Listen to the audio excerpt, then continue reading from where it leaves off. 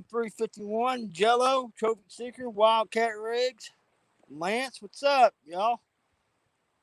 Jody, how we doing? Just got set up.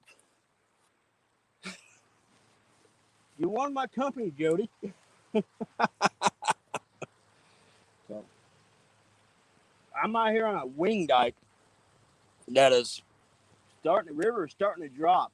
Really, really good. I mean, it's not my favorite time to fish when it's dropping like this, but I'll tell you what I get. I'm starting to get excited though because you can see where that water breaks. That's actually the tip of the dike. And this thing goes down. Like you can actually probably see some of the rocks sticking out. That thing goes out like about 100 yards out that way. And way out there is usually where I like to fish. So it's going to start getting good here, I think, by early July. Well, let me rephrase that. Once the spawn gets done. But we're going to give it a shot for a few hours tonight and see what it comes up with. We got some fresh carp and some skipjack is what we're running. So, but it's about 90-something degrees out here. It's a little toasty. Hopefully my phone don't shut off with overheating issues. So, hey, how we doing, Otis? So I've got 3 on the downstream side, and I've got 1 thrown on the upstream side. And on this downstream side, there's actually a big log jam in there. And a young man I had with me Saturday night show, he caught 2 flatheads out of it. Hey, what's going on, Debbie? Scar Rush, how we doing?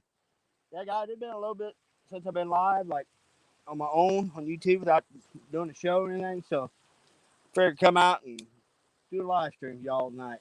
So hopefully maybe get lucky and pick up a fish too. Like I said, the river's dropping pretty rapidly, but it's kind of leveled off the last day or so. So hopefully these things will hit. So, hey, what's going on, Sean? Middle Tennessee, how we doing?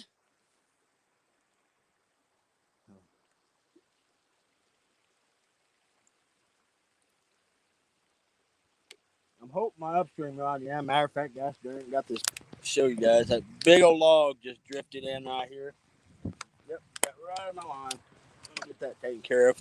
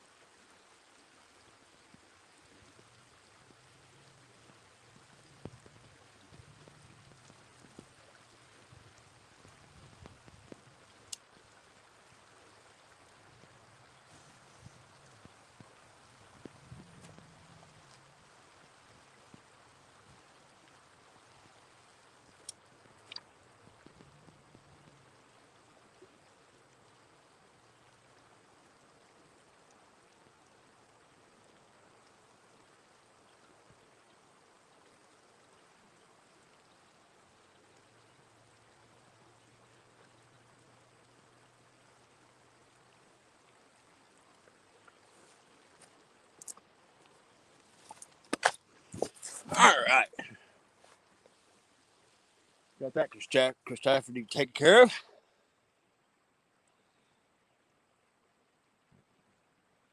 Do hook, downside hook bait.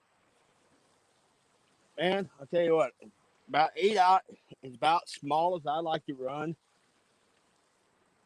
When I'm out here in the main river, I will go down to if I'm in a backwater or something, I will go down to like a 5 out if I'm trying to target smaller fish, especially for eating. But usually when I'm out on these dikes and using the baits I like to use, 8 out is about minimum I use. And I like to stay actually about a 10 out. What's going on, Brian B? So we're out here, got the old Muddy River rod holders, got them putting them to use. I was recently sponsored by them, so I'm putting their rod holders to good use. I'm working on those. Hopefully we get smashed here in a bit. We come out here when we did Saturday night show. Young man we had with us caught two flatheads. His personal best caught a 12-pounder. And I ended up catching one later in the night. I can't remember. It was 50 something pounds, I think. Yeah, it was on our live stream River Rats. And before that, I had a freaking massive takedown before it got dark. I mean, it was so bad I couldn't get the gosh darn rod out of the holder. Had a big old skipjack, and I mean that fish just slammed it. So got another freaking log in my upstream rod. I'm gonna try really hard to keep that rod out there. That's actually the other night when I was fishing on the upstream side. That's where I caught that 50 something, was on this upstream side. So, but no joke, guys. I bet. Here, I'll turn this thing around. I was probably sitting 30 foot up that way Saturday night, and where I'm sitting right now was completely underwater. So the river is falling fast, so which I'm good with that.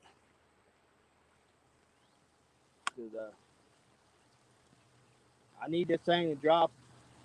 River low on the gauge right now is at like 19.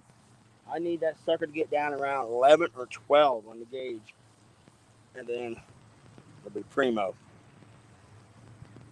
Thank you, Jody. Thank you. So give this a whirl. I'm also doing a TikTok thing now too. I've been doing a few lives on TikTok here and there. And congratulations to Haz. He made an announcement today that he's a full-time social media influencer and full-time fisherman now. So that's pretty awesome.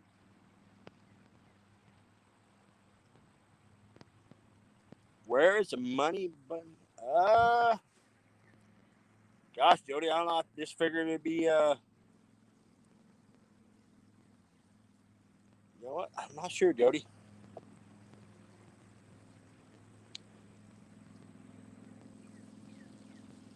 You got me wondering because usually it's always right there. Usually you hit it and it'll pop up.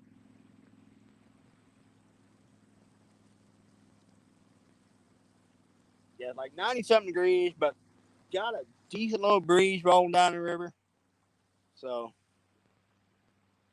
and on my screen, heck, I don't know, Jody. I mean, I haven't done anything different than I normally do. So, gotta hit monetize his videos. They come up every time. Okay, well, crap. Well,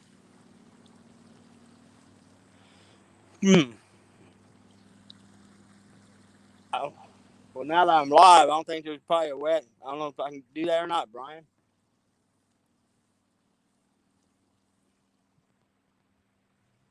Here, let me set my mower here and see what I got here. Settings. Camera general.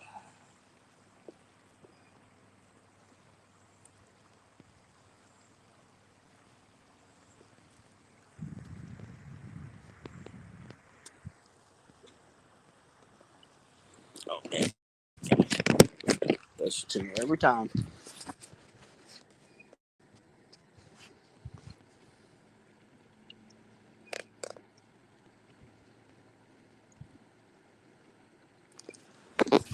So, yeah, I guess I didn't hit it, Brian. I'll be honest with you. I didn't ever hit it when I first started going live after I got monetized. What's going on, Abbott? And it always popped up. So,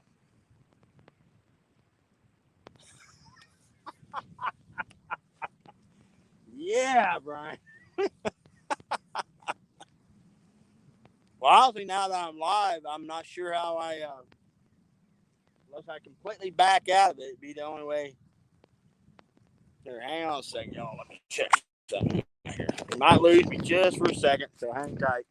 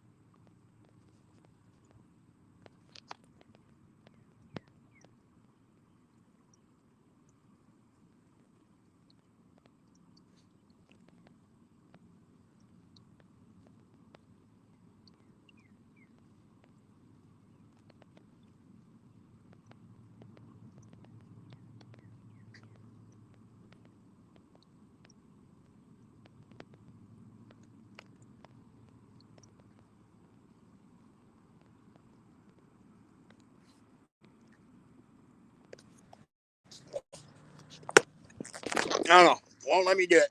So, oh well. Jason Lamb, how we doing?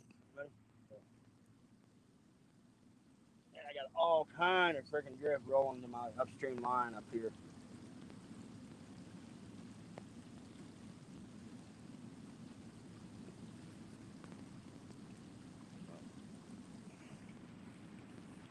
So we just need a big old takedown, y'all.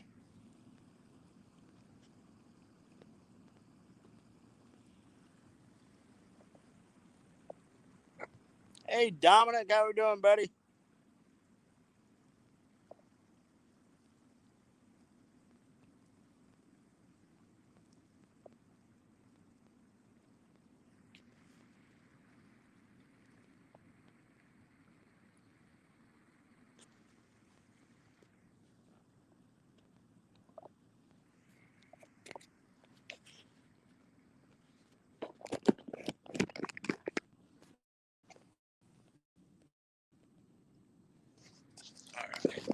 All right, I'm done screwing with it.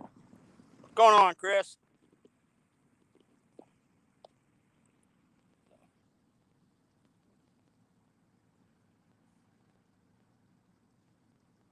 Hopefully, once that sun gets a little lower, hopefully we can hopefully the bite pick up.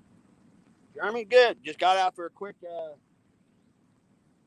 trip after work. I just got set up. I've been here right at 14 minutes, so I just got set up. So,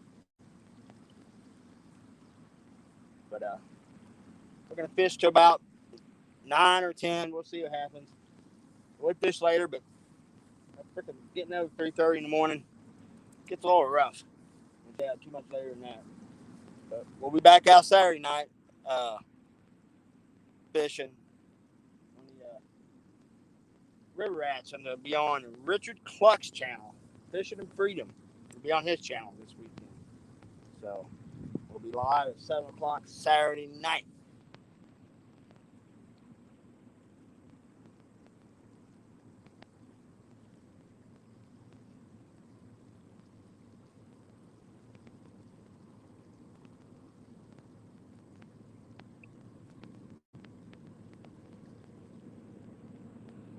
Hey, Gene, what's going on?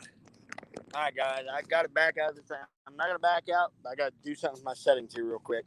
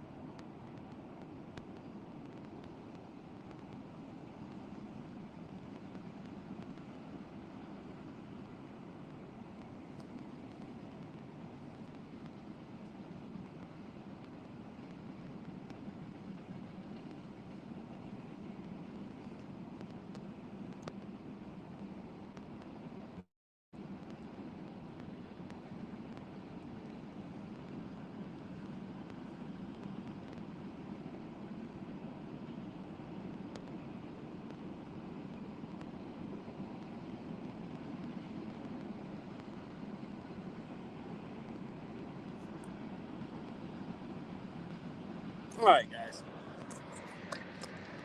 I'm getting a little feedback on my end. What's going on, Donald?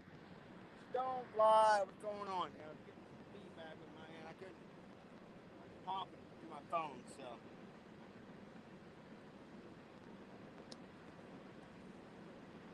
All right. Hopefully, these suckers are hit.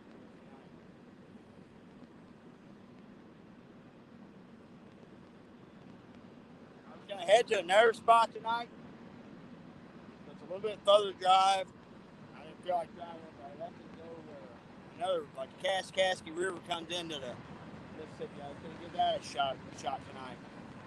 But so we ended up coming here. This is one of my favorite spots on the river.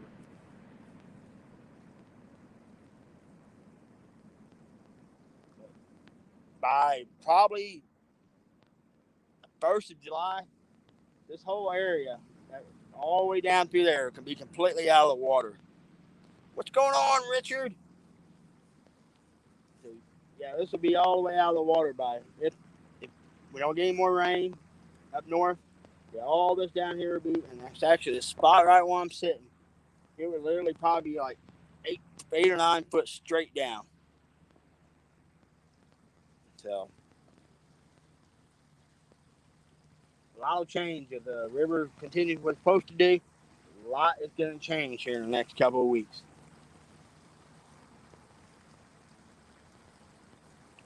And with the spawn going on, I'm not sure how it's going to affect everything.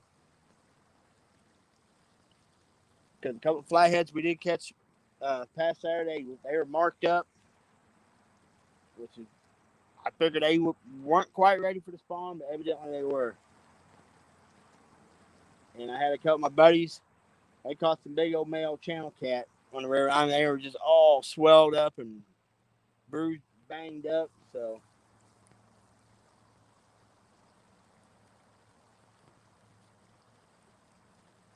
I look for the next 2 to 3 weeks anyway to be some tough fishing.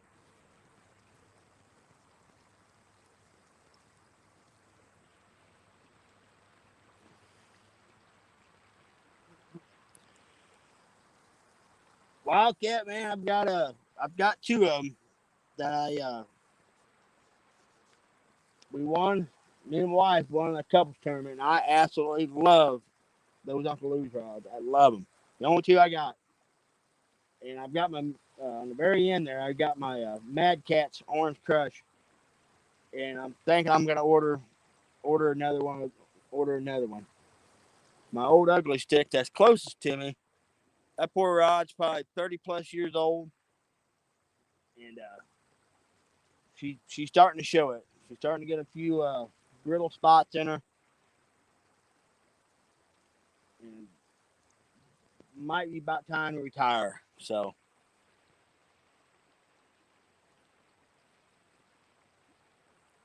yeah, I've got a whole freaking garage full of old rods I've retired over the years and stuff, and or else I gave them to folks that needed them and stuff. Like my nephew, he started getting into river fishing, and gave them. I had a friend of mine. He went to Florida a couple years ago, and I used to have a couple big old long surf rods like Danny had, and I lent it to him. Never got him back. So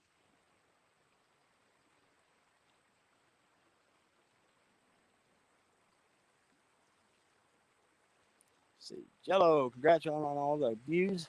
Flighty video 2. Wow, that is amazing, Jello. Holy cow, that is freaking phenomenal, dude.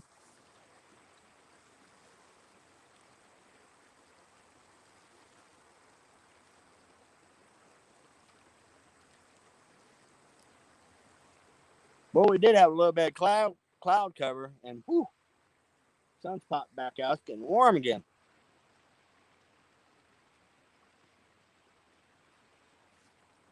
Yeah, I've got an old rod that's on a pin. The handle is actually wooden.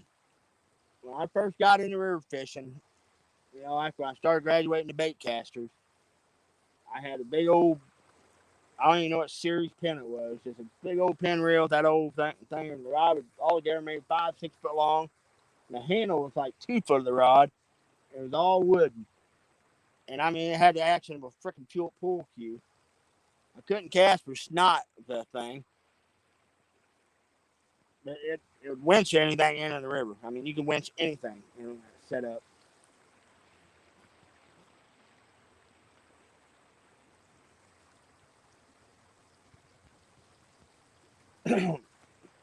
Oh, Jelly, you're right.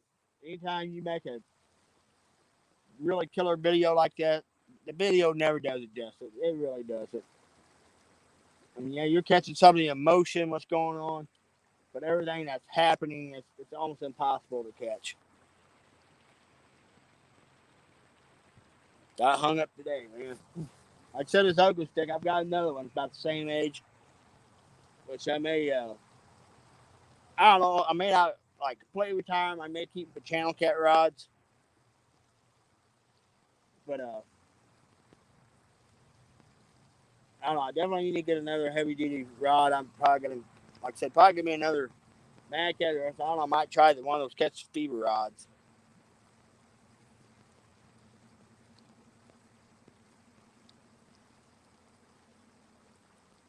Yeah, the Oakland stick is one I really like. Like even when I go to Florida fishing, I always liked it.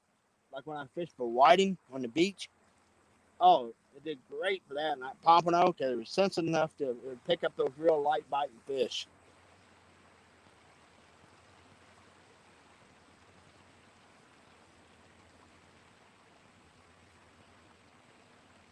Oh, you're absolutely right, Stonefly. Line has come a long, long way, man. Over the years. I'm pretty simple on my monofilament, on my catfish rigs. I use Berkeley Big Game. It's cheap, and I have handled some giant fish in some rough conditions with this stuff, and I've got no arguments with it. And Braid, I absolutely refuse to use Braid out on these dikes. I won't do it. I lost last year. I tried it, and it cost me three really big fish last year. So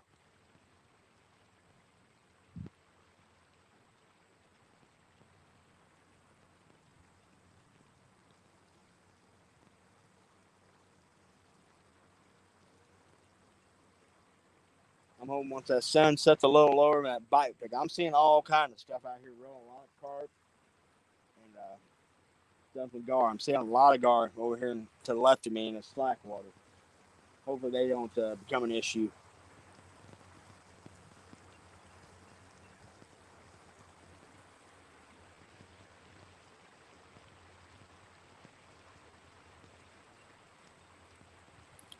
Man, Wildcat, I've tried Andy Braid, I've tried Power Pro, I've tried the Suffix, and these freaking rocks absolutely just destroy every freaking bit of braid I've ever tried.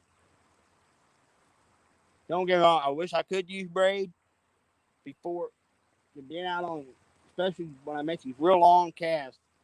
Use braid, the hookup braid would be so much better with the circle hooks. Oop, no rod's getting a little love. Just a little.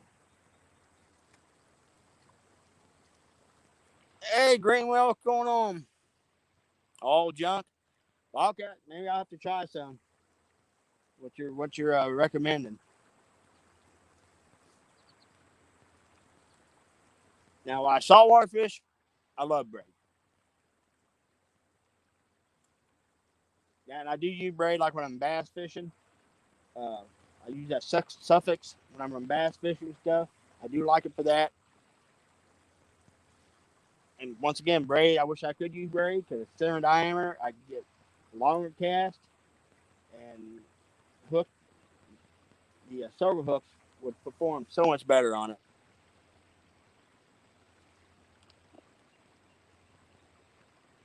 Hey, Keith, how we doing? Catfish, how we doing?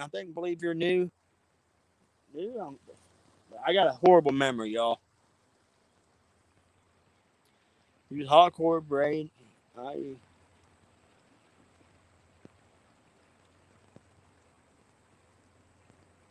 right. Okay.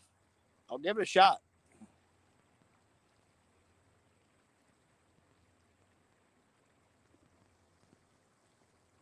Well, Creole needed some of that braid the other night, man. He was getting freaking broke off left and right.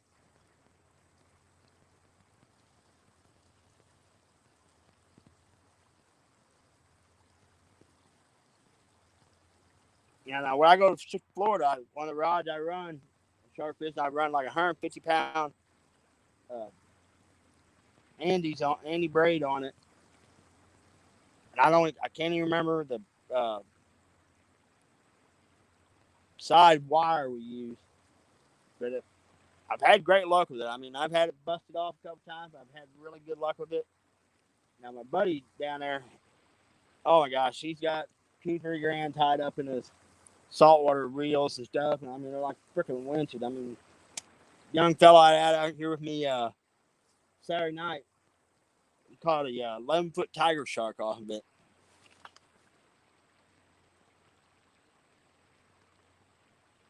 Thank you, Walker. Heck yeah, man. Yeah, I was just talking to Danny. We were messaging back and forth today. I want to check out a few of your rigs too, and because I know him and Creole have been speaking very highly of him, and I want to actually lay my hands on him and take a look at him.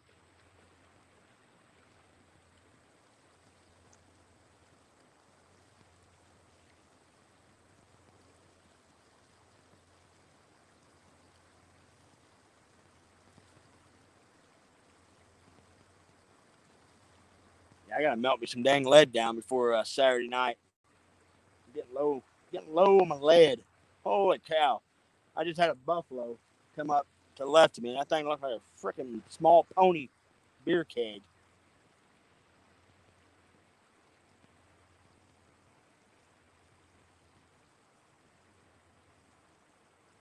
Oh, that upstream rod got just a little bitty bump, but I do have a lot of debris on that upstream side, so I ain't gonna fool with it unless it just accidentally gets freaking pile drive. And honestly, the rod I got on the upstream side, it seems like it's full dark before the upstream rods start getting messed with. So what happens? These fish will come out of that deep water. There's a flat back behind me, and these fish will come up on this flat and start feeding once it gets good and dark. Because there's only about probably 15 to 20 foot of water directly over my back, and over to my left side is about 6 to 8 foot of water. But now right out in front of me, where these 3 rods are, there's 70 foot of water out here. And I got this water rushing over this dike right here, and I got a little bit of a current scene, but hopefully here in another 2-3 weeks, I'm going to be way out there. I don't know if you guys see it. There's some rocks. They go out there. It's about 100 yards long right there. And you can see the very tip to the dike. First time I've been able to see it in probably 3 months now. I can just see the very tip of it. So hopefully that sucker comes out completely.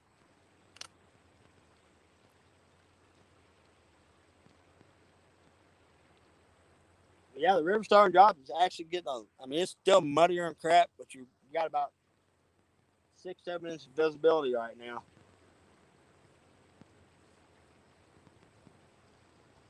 And I've got a little puddle of water at my feet. It's got all kind of little bitty. I'm thinking they're little bitty Asian carp fry.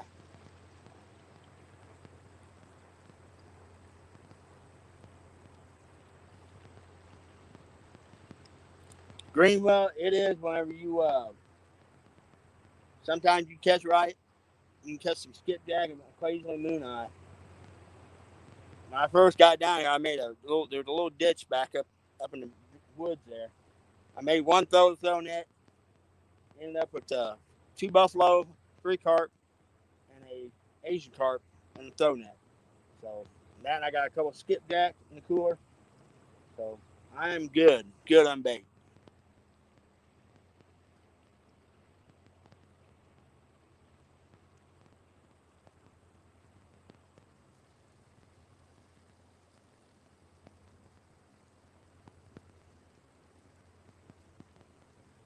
The only downside about fishing this place, guys, when this thing does get down, is packing all my stinking gear all the way out there, like especially doing live stream. You got your freaking battery box, your tripod, you got your net, your backpack, 3, 4 to 5 rods, and bait cooler. It's a bit of an ordeal, but I wouldn't give it up for anything. I love fishing out there, especially when that river gets low. I like fishing out on the inland wing dikes. My favorite place spot. I know, like Danny and them, they love fishing those main banks. And it's just, don't get me wrong, I love fishing the main banks too, but I like getting out on those typical dikes. I like getting out in that main current.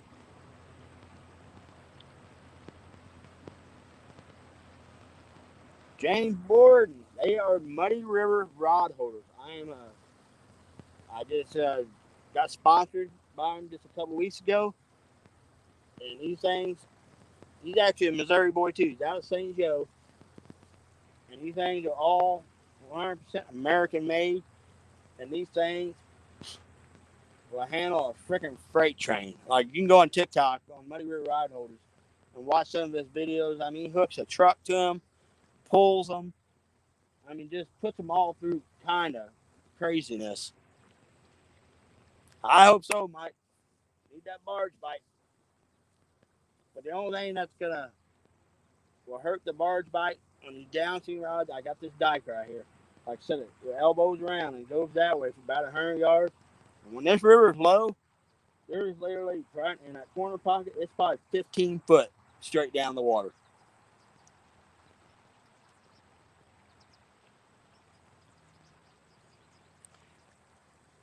I know it's crazy, Richard, how some parts of the river you'll just have like a normal dike, and for miles, and then you'll hit a stretch of where there'll be like 3 or 4 wing dikes in a row. Got a dadgum horsefly flying around here. So I'm gonna end up lighting me up here in a second.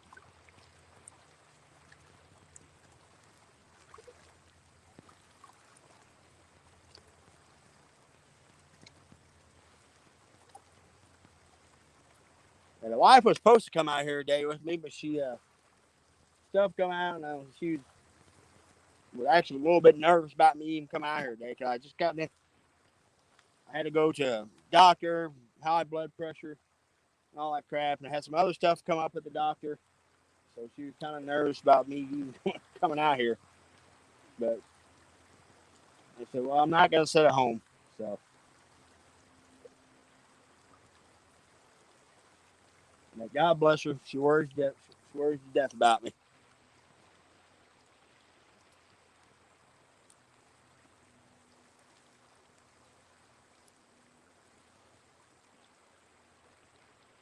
When we got here Saturday night, man, we had skipjack, carp, shad, everything, bluegill, everything we caught come off a skipjack, except for one flag came off a piece of bluegill. But everything else came off carp. So I've got 2 rods bait up carp, and I have 2 rods with skipjack. This one's got a carp head, skipjack, uh, buffalo midsection, and the end rod's got a big old massive head skipjack head on it.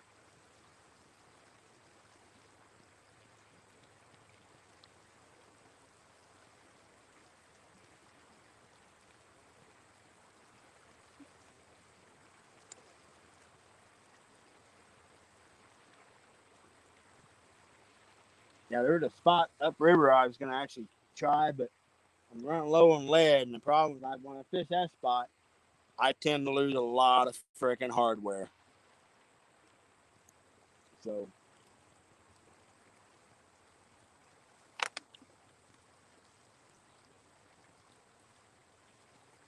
boy, y'all, that sun is brutal right now. To be honest, I'm surprised my phone hasn't overheated yet.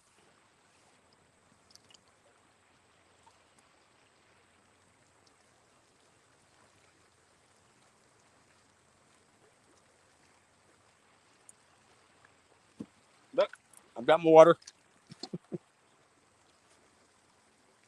And hopefully, guys, once the sun gets a little lower in the sky, hopefully this bite will pick up. But, oh, sorry. Upstream rod's getting a little tap. Could be gar or something, but.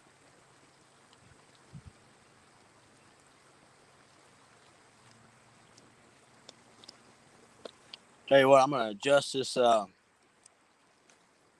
close to me. There's a big pile of logs pretty close to this dike. I'm gonna try to get that bait right in them logs.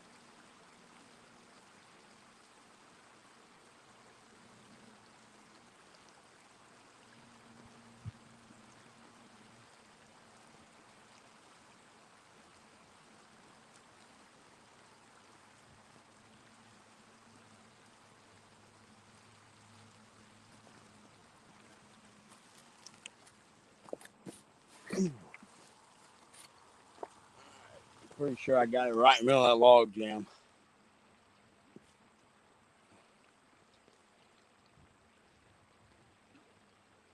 Yeah, I gotta pick up. I'm gonna try to make sure I get some a few bluegill for Saturday night show, Richard, because I'm not sure if I'm gonna go here or uh, upriver to another spot. If I go spot upriver, it's all gonna depend on if I end up fishing solo. If I end up fishing solo, I might be in my kayak somewhere on a little on the Kaskasky right at the mouth of Mississippi, around that lock. If I end up going solo Saturday night, but we'll see.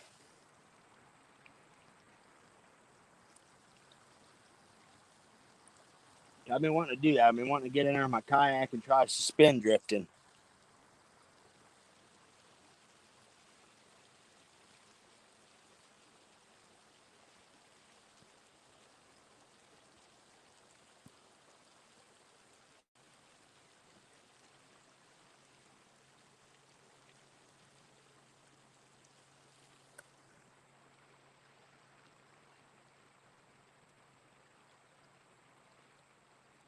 Nice, Richard. That's nice when you can find a good bluegill spot like that.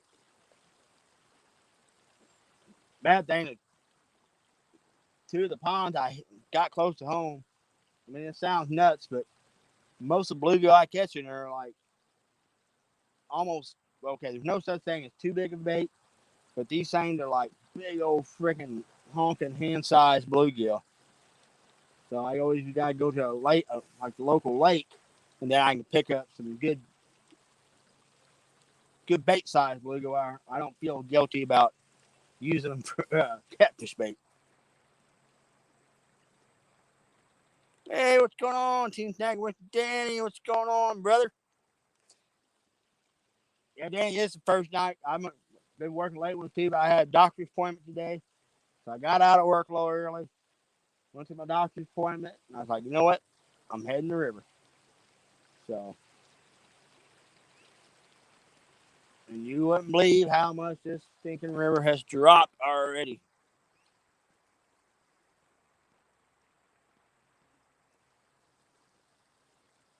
I mean, I'm literally sitting like I'm in the same place I was Saturday night, and I am literally sitting probably 40 or 50 feet away from where I was sitting Saturday night. The river has dropped that much.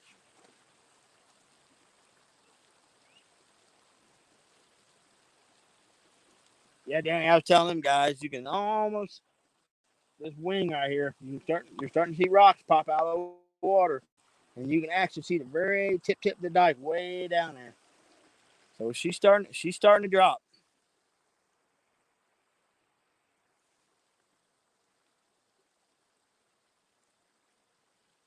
Just need to keep on dropping.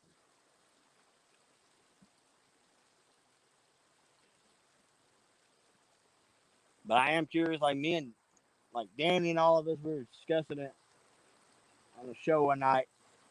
How like with it being a spawn right now, you got these females deposit these eggs, the males are in there on the bed.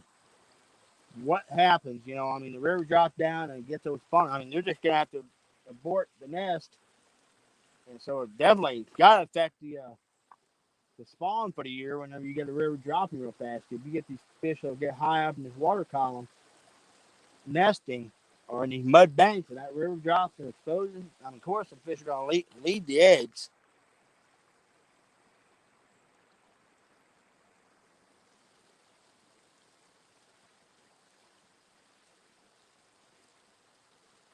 But I have noticed, like in years, like say if the river's high all summer, spring, summer, it'd be high. Well, the following year or so after, you be throwing that for bait, and you end up catching all kind of little bitty channel cat, little blue cat. You know, a year or two afterward, after the river's been high all during spawn. Like with this case, the river's, I mean, just steadily dropping. I mean, it's going to drop steady for the next several weeks, the way it looks. So, I know it could mess up the the survival rate of a lot of these nests. What's going on, G style?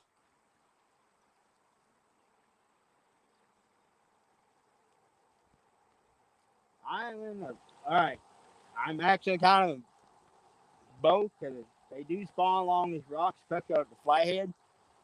But I'm fishing like a current break. I got a steam right here, and the fish will feed there. And at night, when it gets dark, these fish will come up around to the upstream side of this dike and feed in this flat back behind me. Evening, Tina. Didn't even see you coming, girl.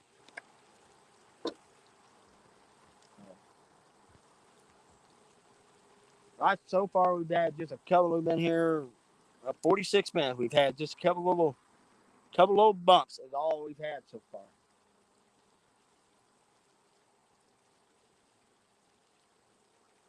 But I'm getting a little. Actually, speaking of bump, like this upstream rod's getting a little, boom, boom, boom, boom, boom, little bumps and taps.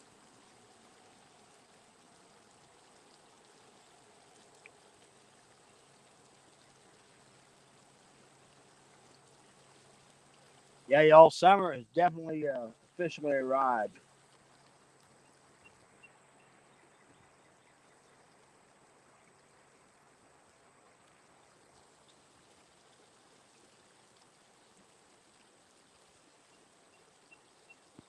But every once in a while, I get a little bit of a breeze blowing down here, and it feels pretty darn good.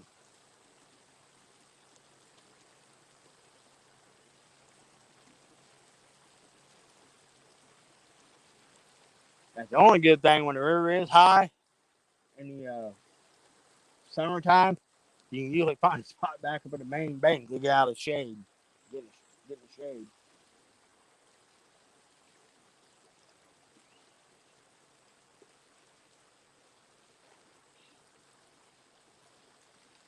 But when you do that, the dang mosquitoes try to pack you off.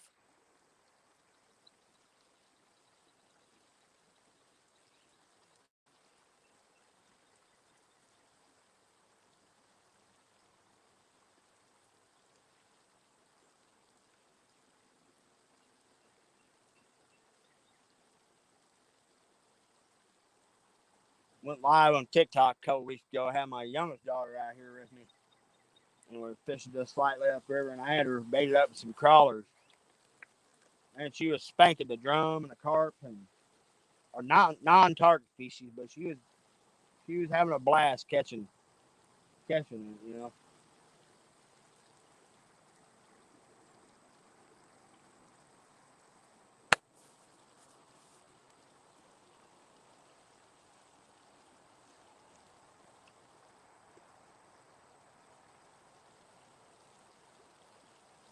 little dink. Just keep messing with that upstream rod, boy.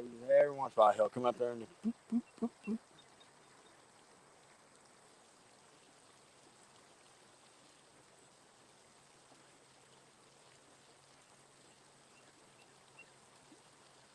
Yeah, we fished Saturday night.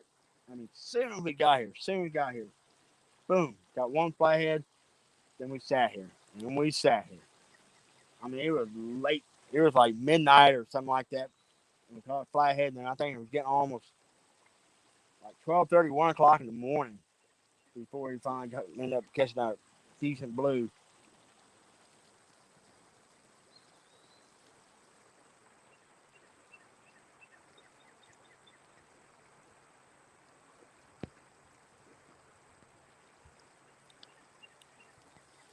Yeah, Danny, I need to. I really do. But man, I'll be honest. I take it out there with me, and I lay it, and I wouldn't have the dadgum thing on. I have it laying there. If I freaking go ass over tea kettle off the side of that dike, it ain't gonna do me no good. I mean, I can always take it to sit on like a cushion.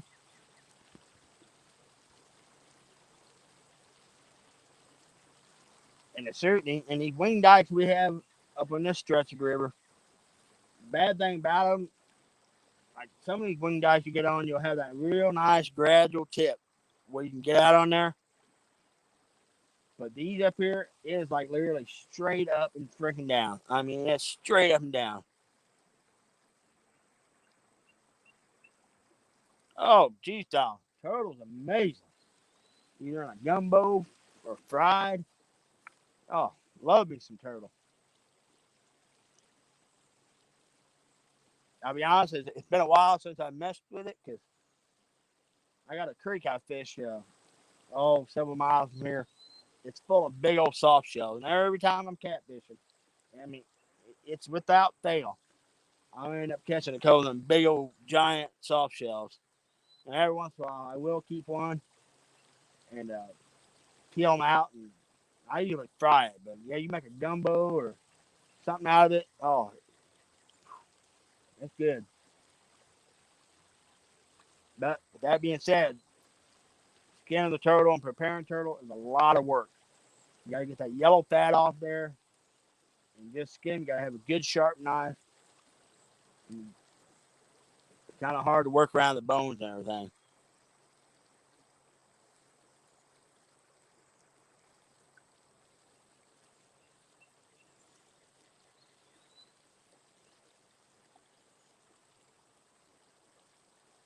My grandpa, when we was kids, late in the fall, like the fall of the year, temperatures would start dropping, start getting cool. We go into these sloughs of these oxbows, and the water would be getting real low. And man, we'd wade through that old daggum mud, and Grandpa would be looking for holes in the mud. When it started getting cool, because them turtles would bury down that mud to hibernate. And Grandpa would wait and he'd see these holes in the mud. It was from like an air pocket where the turtles breathing. Well, he'd take a stick and he'd reach down there and jab around like because the air hole where their head was, he'd stick around and figure out where the rear end was. And he'd just stick his hand down that mud and grab a hold of the tail of him, then he'd just drag him up out of that mud and throw him in a big old barrel we carried up in the truck.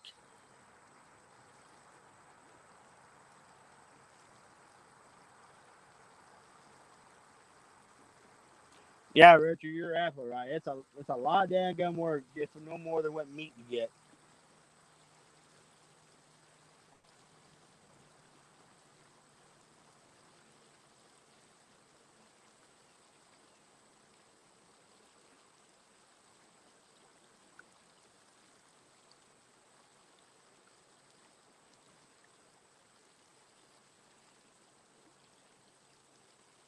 And one good thing about a lot of the spots I do fish at the river, I usually don't have too much of a problem with turtles, but I have a lot of these creeks I like to fish around here for like flathead and channel cat. It's a given. Every time you go, you're gonna catch, you know, at least one or two big old soft shells.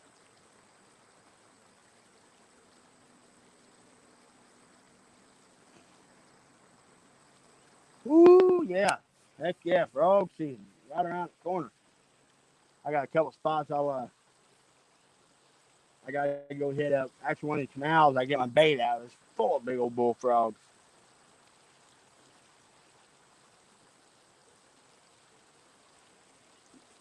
Yeah, fried frog legs. Oh my gosh, so hard to beat.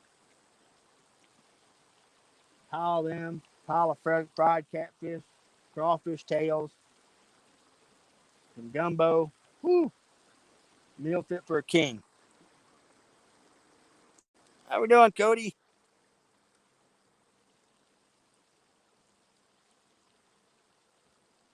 I mean, there's a bunch of different ways you can fish frog legs. You can fry them. I've seen guys smoke them. I'll actually saute them. Oops, the outside rod got a little. That's that one got that big old skipjack. Got a little bump on it. And I'll marry them in like a garlic butter. And I'll do them on the Blackstone. And I'll brown them real good on each side. Oh, man.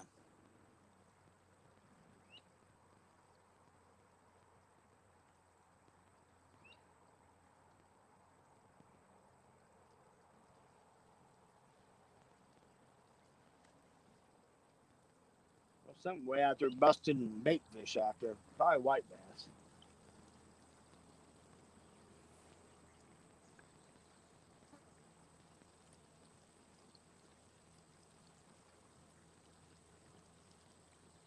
When I was growing up, too, we'd go catch snapping turtles and stuff. And I learned this from a guy. If you don't want to, like, if setting trot lines in a pond or something with, like, chicken neck or something trying to target snapping turtles, you got to worry about catching your catfish. And if you don't want to target them, take a go get a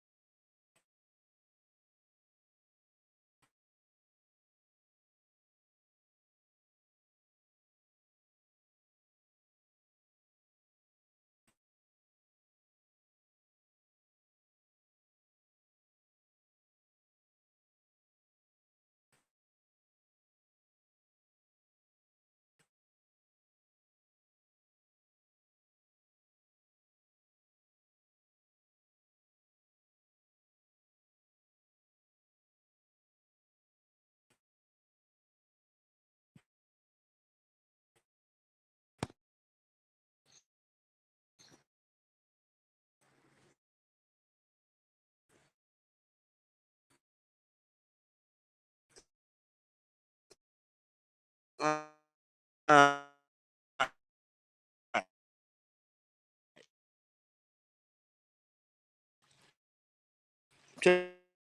the back off my phone. Hopefully that'll alleviate the overheating problem. Took the case off, so. All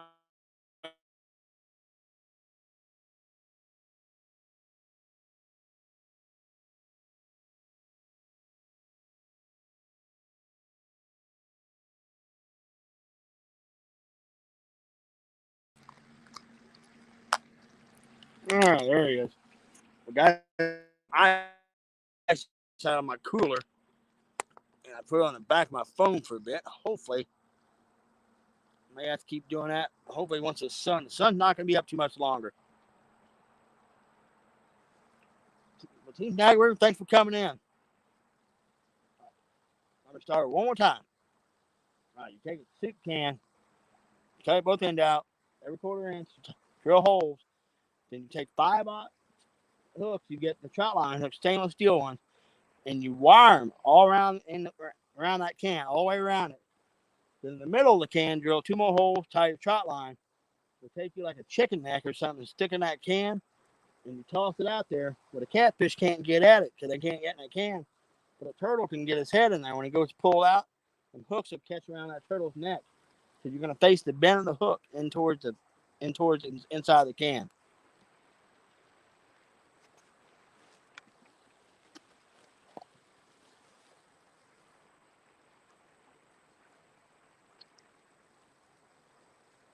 So I unplugged the phone, took the case off, and put some ice on my cooler and rubbed it on the back of my phone. Hopefully that cooled it down enough to where we won't have overheating issues for a bit, guys.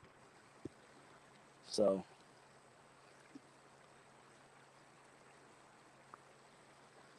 yeah, Danny was fishing the other night. The pontoon's going to have frogs all over it coming up around him. Yeah, around Danny, Richard's part of the country, oh my gosh, there are so many bullfrogs.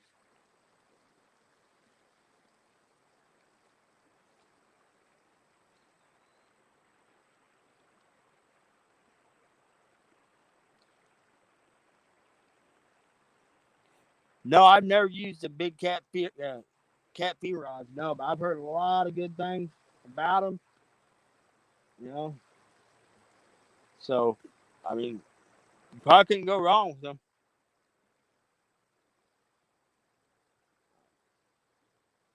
I'm gonna pull this upstream rod in. I'm gonna rebait it.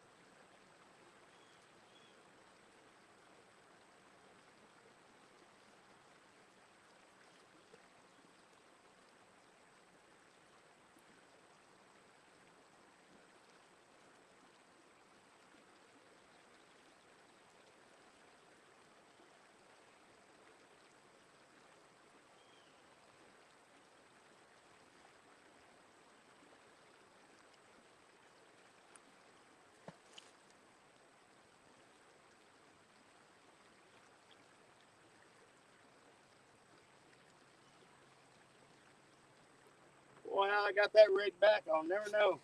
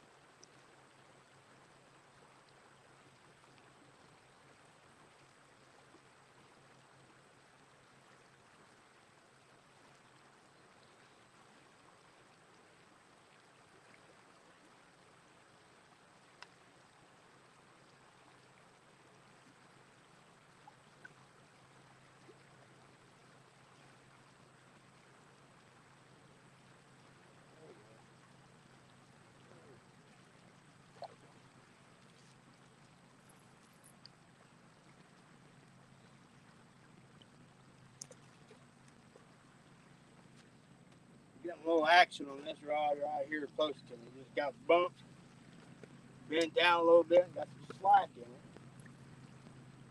Just let that go.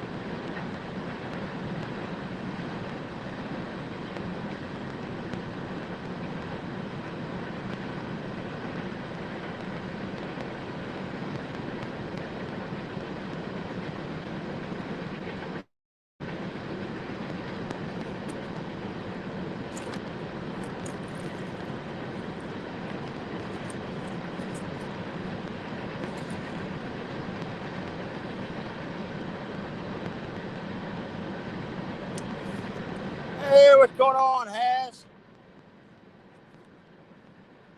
Check it out, Has. Got the Has live. Got the sweet doggy on. Jason, no, I just had a couple bumps. And it's inside rod right here while I was messing around. That rod got a bunch of slack and it slowly went down and it popped up. I got a big buffalo head on that one. So we'll let that go. The only thing that worries me, I'm in the middle of a big old freaking blowdown. Pile of logs out there. That rod, I'm actually specifically trying to target a flathead on that one. So we'll have to see if he comes back and hits on that. I just refreshed the upstream rod, refreshed that one, and the one in, I haven't done anything with it yet. I've got a big old massive skipjack and body section on it. So this one right here got that buffalo head on it, the one that just got hit. I'm just gonna kind of sit there and let it. I've got big baits on tonight. I've got some really, really good sized bait. I'm trying to hopefully maybe get lucky and get on some good sized fish. But tough time to fish right now. Spawn's on, but you can still catch fish during spawn. You just got to work a little harder. Oh, there he is again. There he is again. There goes the slack. There he goes. Come on. Come on. Gonna take her down.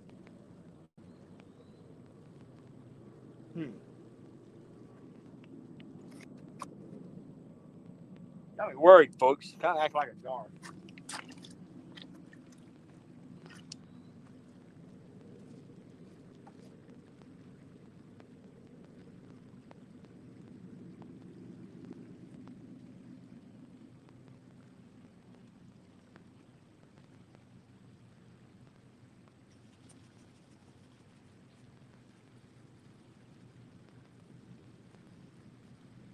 Yeah, pretty sure that was a guard, guys. The way that thing was acting.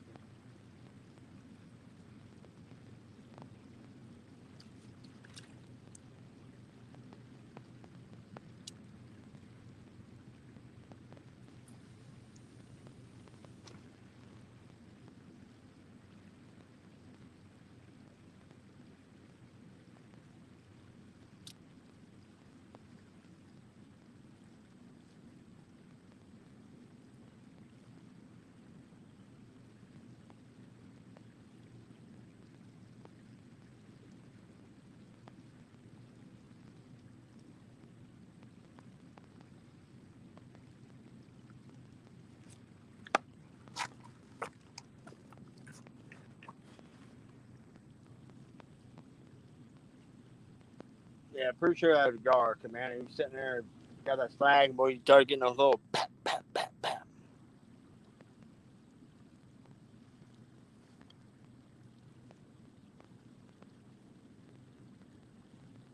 But like I was saying, the river falling on right now, but the river is dropping insanely fast. Like I showed you guys earlier. I was thinking, I don't know if you guys see that greenery up on the coming out of the dike. That's where I was sitting Saturday night. And since then, all of this has came out of the water to this right here. So it has dropped big time in the last few days. And falling water is always a huge little pain in the ass to fish when it's falling this fast. But it kind of stopped, leveled out, just slowed down a little bit today. So I had an opportunity after work, get out here. So, congratulations on going full time, buddy. That is awesome. Living the dream. Living the dream.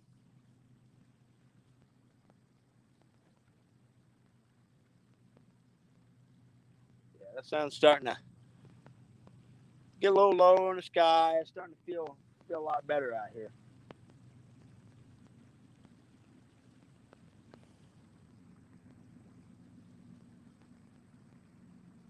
Oh, definitely, Danny. Yep.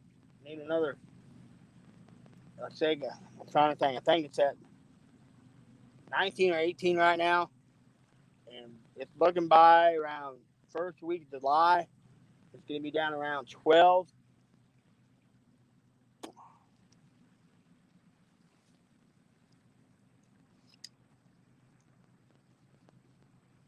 And I love fishing those post-spawn fish because they hit so freaking hard. They're hungry. They're aggressive.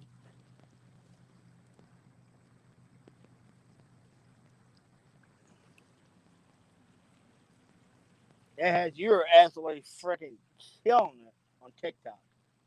I've just started about a month ago. I started doing the whole TikTok thing. And so far, I've gotten pretty decent response out of it. Holy shit, you're killing it, brother. You're killing it, man. Welcome to the Glow Show.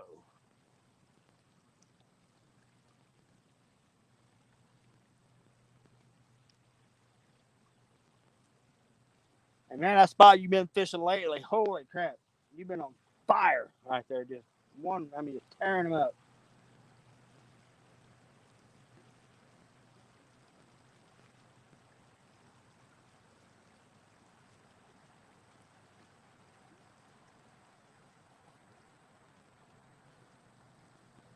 Hey, what's going on, Catfish Viking?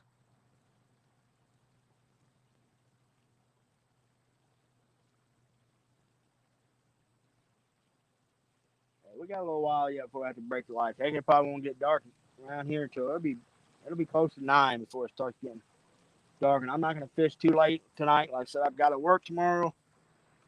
At 3:30, 3:30 in the morning, getting up gets rough. I have to get up that early. Well, with that being said, God dang, bud, you grind. You grind. If you're gonna be successful in this game, you gotta put the grind it. Unfortunately, the type of work I do, it. I'm lucky I can get out once or twice a week.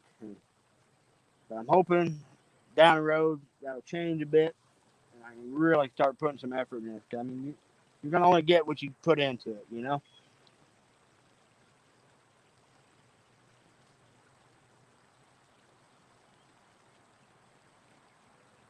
But the biggest thing I can say, getting out of the whole a slow fall, definitely, John Boy, definitely slow fall is 100% better. But I will say, let's see, this coming September will be 2 years doing YouTube. And folks, the people I've got to meet doing this, I've met some incredible people through YouTube. You know, went to Mendota. Met Mark, the catfish crappie, Lyle Stokes, Betty and Brandon Cross, Chad and Dee Fields, Josh and Christina Dunnigan, just to name a few. This past year got to meet Fish on Luke, got to meet Lance up there this year. And then this past winter, uh, met Richard, Luck, and Stephanie, and Danny. Got to meet Jello. And Karen's Baldwin Fisherman. Got to meet all them folks. And just a bunch of other folks, incredible people I've got to meet. And that's been the most blessed thing about the journey. Just incredible people I've got to meet. Some of the wind rod down there just got popped. And that's that one with that big old skipjack head on it. Let's see, hopefully.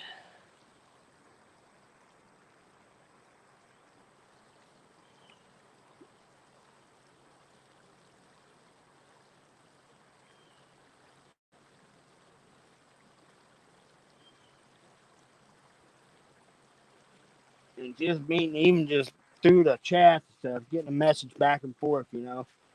There's been a couple times I've messaged Brian has asked their advice for things, you know, and immediately they'll come back and you know and offer what advice. And when I was trying to get that 1K, a bunch of people in the community rallied, you know.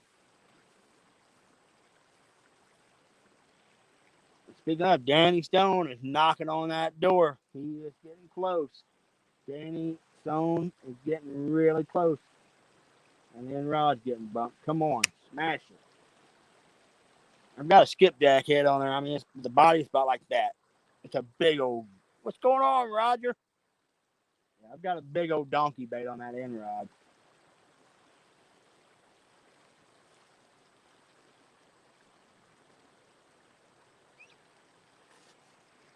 Oh, it's gonna be another beautiful sunset out here, y'all. It's kind of hard. It's kind of a big old glare, but man, that's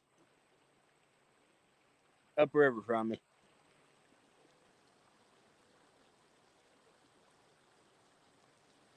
Yeah, Roger, that dang rod close to me has been I've got it in a big old buffalo head. It's stuck in a log jam, and I think a freaking gar had been messing with me. It got popped earlier. I tried to reel down on it, and I'm pretty sure it's a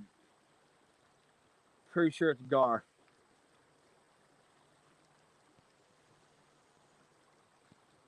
When the river was high, those flatheads they were staying in that log jam close to the base of this dike.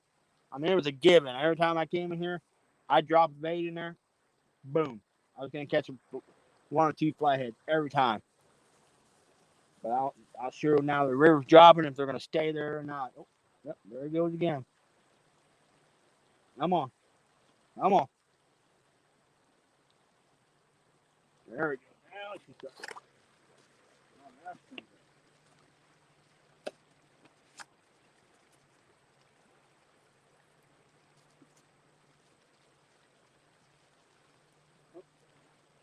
Pretty sure it's a gar.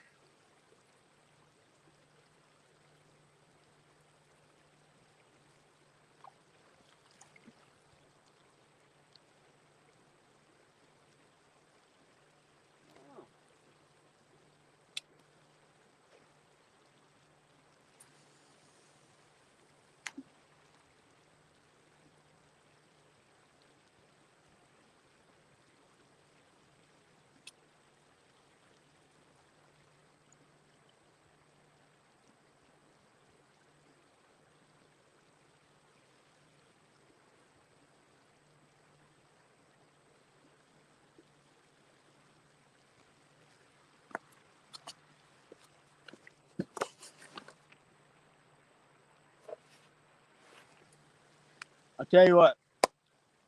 I know the good Lord put every critter on this earth for a reason. But gosh darn it, y'all, I hate gar. I hate them. Bait thieving scoundrels. And that's one of the reasons, too, once this river gets good and low, I can get out on the tip of them wing dikes. Very, very seldom do I ever have a problem with garden, unless I do throw a rod off to the side in that slacker water. Well, Danny, now that Has is on the case, you're going to be hitting your 1K real freaking quick. Because Danny and Has, actually, it was my birthday when I hit 1K. And they got on, I mean, just in a few hours. Boom. Had it. Yeah, you're absolutely right, Roger.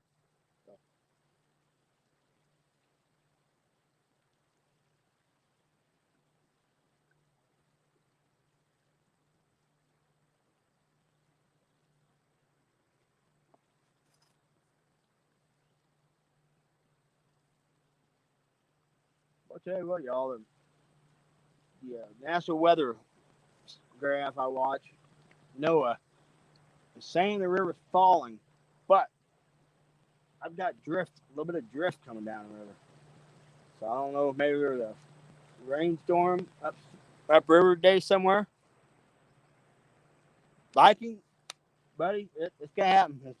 It does. I'm telling you, it seems like it takes forever sometimes. It does. I mean, you'll drive yourself nuts looking at them numbers. You know, you almost get to the point where you're almost obsessed with it. You know, and I'll be honest. I mean, I haven't been able to put as much content out as I should lately.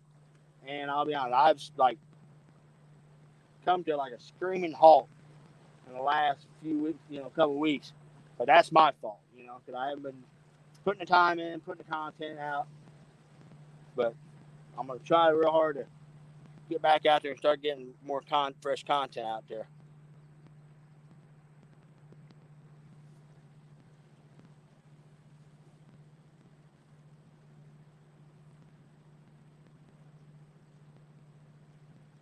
Oh yeah, Has gets on TikTok. Yeah, it's gonna get buck wild.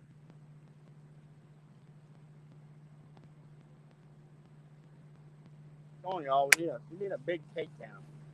We need a big smashing takedown. Just want one fish, but it's gotta be a giant. Gotta be a giant.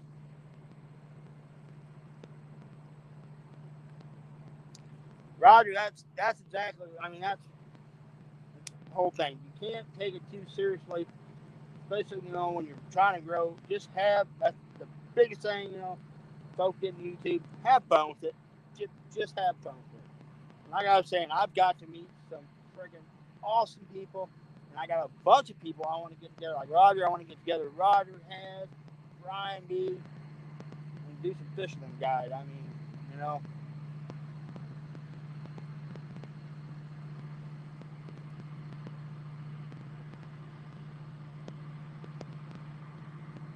I mean, I'm a multi-species guy, and I always will be. But my love though is these big cats, big old Mississippi River cats. So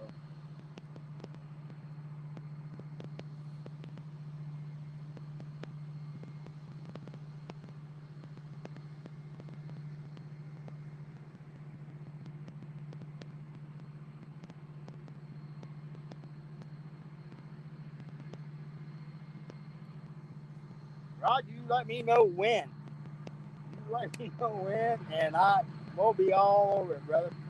Matter of fact, there's a boat ramp, probably not even shoot right where I'm sitting, probably 10 miles upriver.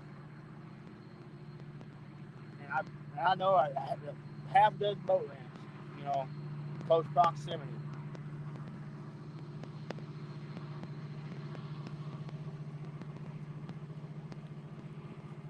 That's the big thing, you guys that are just getting into YouTube, don't take it too serious, y'all. Have fun with it, man. There it goes again. Getting jiggy with it.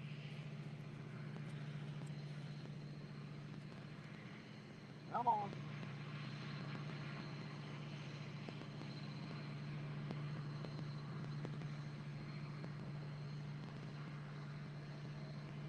Whatever it is, ain't very big.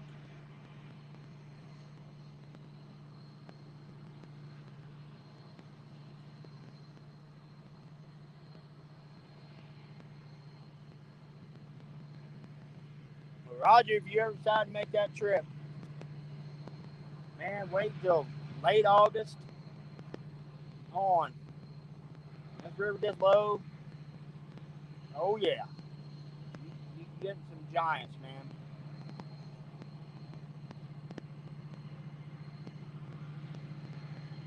All right, I'm gonna try to reel down this feller. Like I said, whatever it is hitting at, it's not very big. It's not very big. If I was bet, man, I'd bet it's gone. But I could be wrong. I'm wrong a lot. Roger, that's yeah, because right where I got it 2 months ago after the last big flood, there was a pile of logs that rolled up in this thing, and the next flood washed them down. So there's a huge pile of logs on the back side of this thing. And when the last couple months, I've been able to get up here and drop a bait in there, and it was a give in. I was going to pull a flathead or two out of there.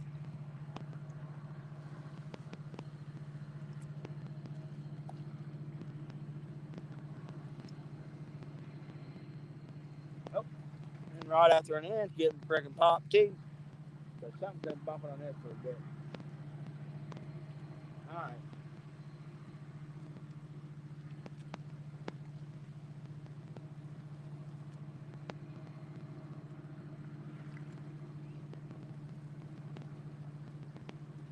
I get home now, I gotta order me some more hooks. I gotta order me some Nocturnal Nation cannot eclipses.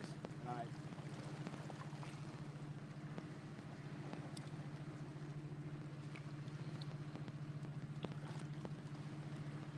Right. I'm gonna reel a slack up on this guy. Hey, what's going on, Texas Tiger?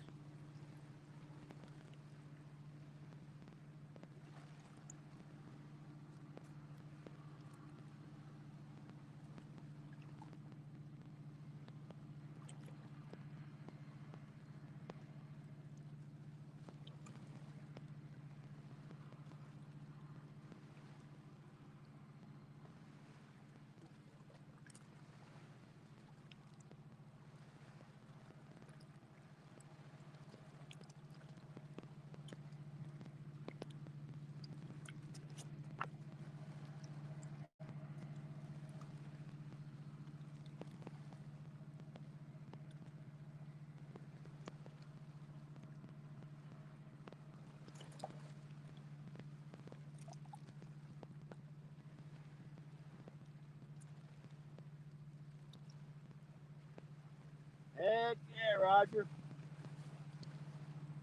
Start up here with us and work your way down south. Start down, going down south to Richard and Danny. Then the final leg of tour, hit up a Creole.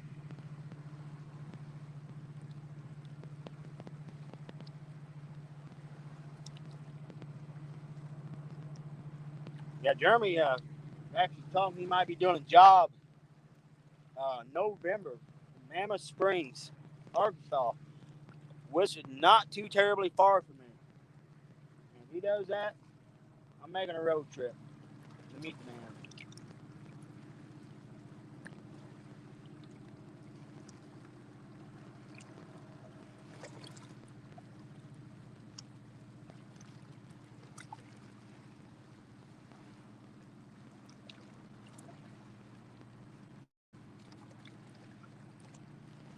Oh my God, I know, Roger. It's, whew.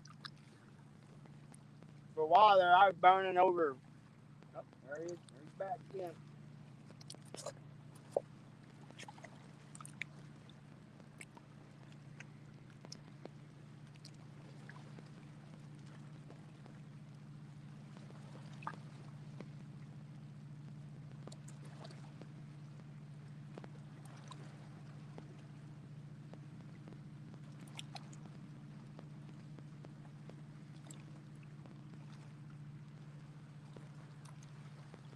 Yeah, I was burning close to $200 a week in fuel.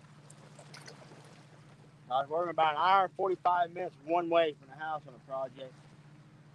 But just last week, I got on a job where an hour closer, but we're working 6 days a week, 6, 7 days a week.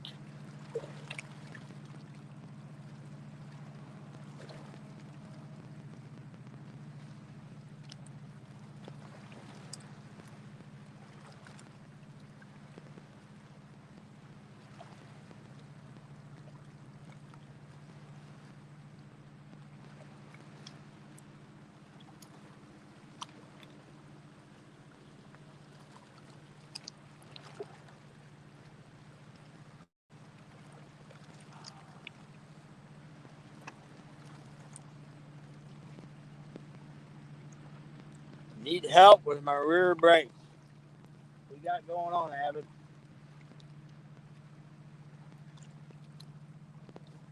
Come on. Take it or not.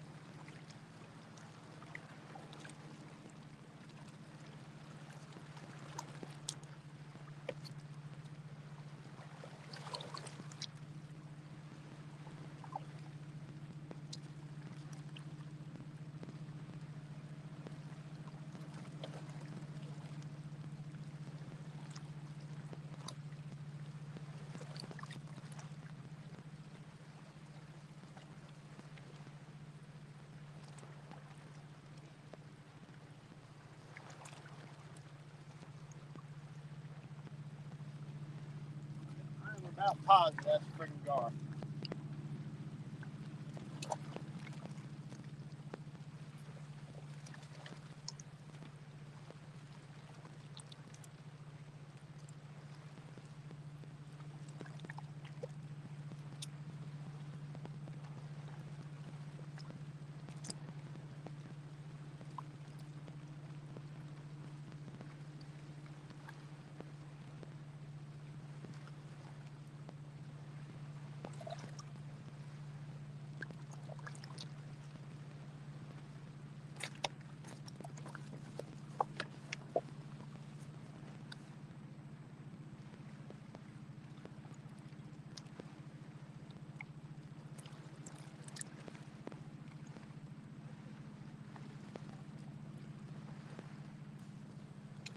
Now I got these, just 4 of them right here. I got the one on the upstream rod, and I got one, like, I tell these folks out, Roger, this is actually a wing dike.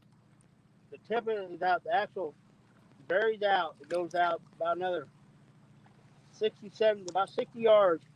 The dog legs, another 100 yards down that way. I don't know if you can see it way down there. It's the very tip of it. So I'm kind of trying to fish that current stream. It's not exactly the most ideal location, but another 2 weeks when that thing gets, I'm able to walk my happy butt all the way out on that tip. That's where it's going to be at. And this rod right here, I got it on the upstream side. But honestly, that rod I got on the upstream side usually doesn't produce too well until it gets full dark. And that's actually the upstream side where I caught a 50 something last Saturday, and it was on the upstream side of it. So I've caught a lot of fish on that upstream one, especially when the river's high like this. Now once the river gets down low, not so much.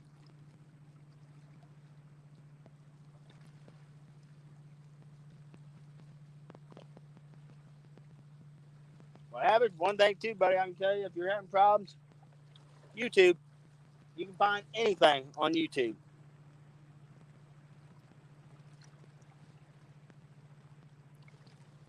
Oh, yeah. Tell me about it, buddy. I've been burning, well, ever since November, I was burning almost $200 a week in fuel, driving back and forth to work. Thank God I'm closer to home now, but it's just gotten ridiculous. And you hear all these excuses and everything, but I do know, okay, I work in a lot of refineries and coal plants, and I do know they're struggling to keep up right now. They are struggling to keep up. But still, man, it's killing the American people, man. Grocery prices are freaking sky high. So the price of fuel prices, it's affecting everything. And a lot of folks, that are just working minimum wage jobs stuff, it's just killing folks, man. Yeah, Cody, it does take a nice heck of a dent out.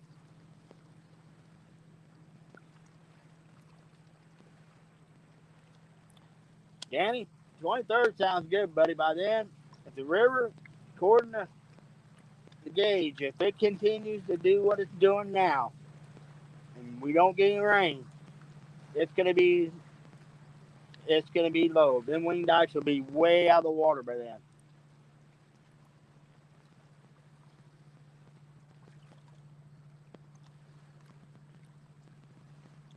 And it only takes me from the house about 45 minutes or so, to about an hour, not quite an hour, to get down Trail of Tears. We knew what you meant, Danny.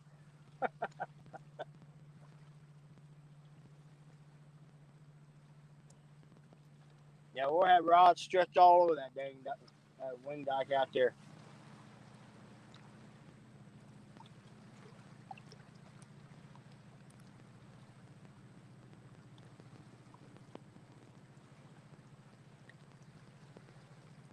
Yeah, we might have to haul Richard's boat out there and take a pop-up canopy and set it up out on that dike.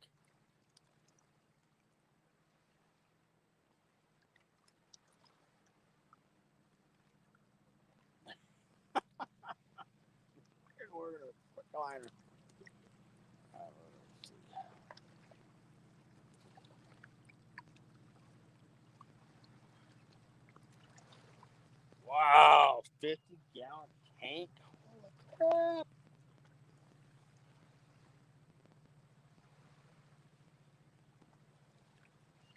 Yeah, we might have to get Richard's boat out there to motor out to the dike, take the pop-up canopy to stick out there just so we go live, our daggum phones don't hold heat. Maybe we'll get lucky and get a cool front around that time. Boy, all this bite is definitely it's sucking. It's sucking big time. I might be looking at the first skunk I've had in a while.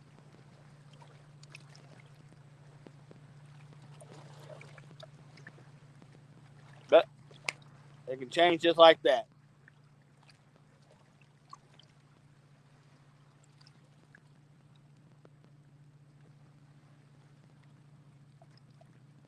May take that one middle rod. Might reel it up about 30, 40 feet.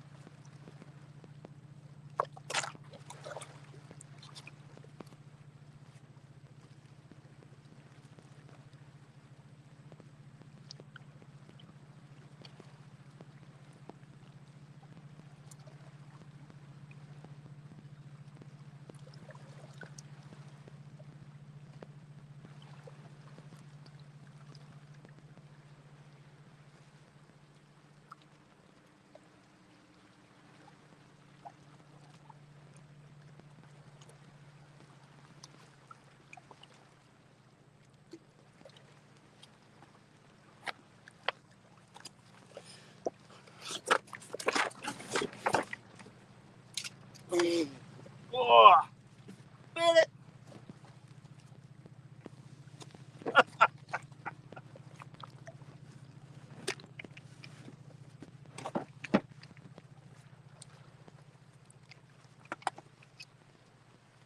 The joy of fishing on the rocks.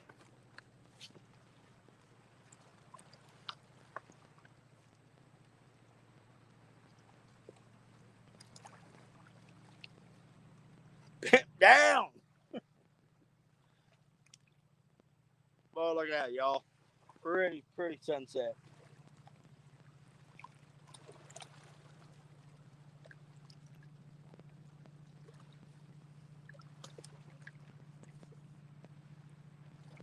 Oh, that's definitely right, Cody.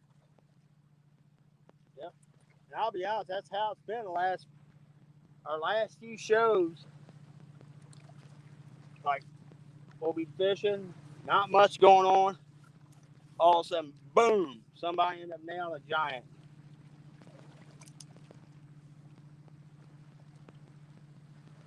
Oh yeah, Roger, man.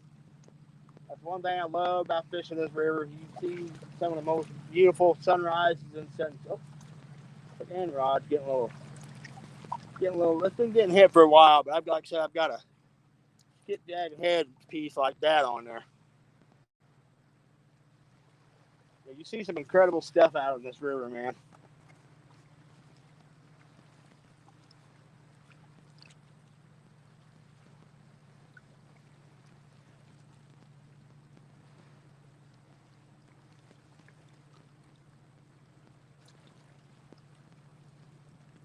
And you see some crazy crap too. Yep. Oh, you see my little feet. I was sitting out on one of these dikes one night. Oh gosh, it was probably 2 o'clock in the morning. I got a tip. I wasn't out on a wing dike. I was just on a regular dike, just sitting there, and I'm sitting there, got my lantern going, chilling out, and I hear, "Hey, hey!" Hell, it's coming from out of the river. This old boy comes into my light, and a blow up inflatable kayak, and not a good one. We're talking like a Walmart piece of crap. Like 2 or 3 o'clock in the morning, and this guy looked like a piece of beef jerky. And I said, "Can I help you?" I said, "Yeah." He asked me where the Star Landing boat ramp. I said, "Bud, you overshot that by like 10 miles." He's like, "Oh crap! I'm supposed to be with some buddies. We've been paddling down river for the last week. We're supposed to be taking out there for the night." So I ended up packing my gear up and taking him. And that old boy had came all the way from up around like Minnesota and stuff, and just taking out, staying for a few days. At that particular time, he'd been on the river 6 straight days. What's going on, Sean?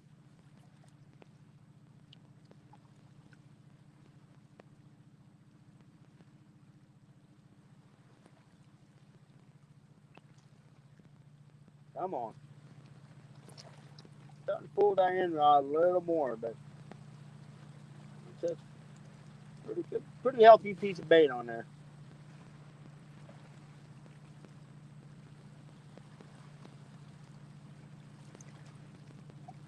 Well, I gassed the crap out of my leg when I went down. Whew.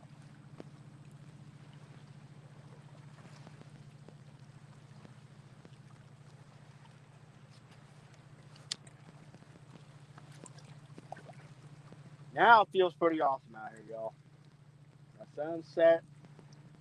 It feels pretty dang good, man. Hopefully maybe the bite will pick up.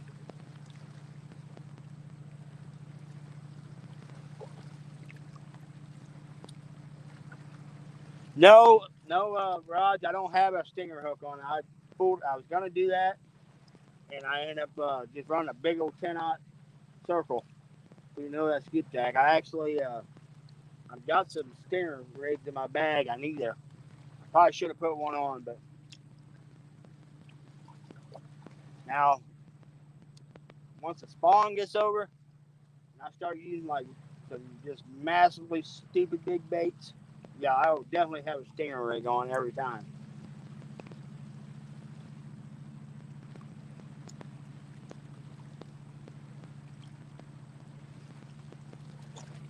Yeah, especially when it starts getting hot, man, I like catching like an Asian carp or a big common carp, and use like a section that's a massive section.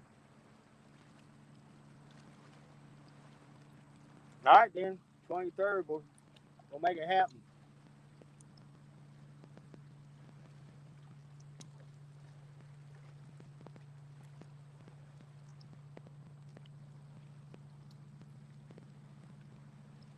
Looking forward to it. By then, the bite should be starting to pick up really good again.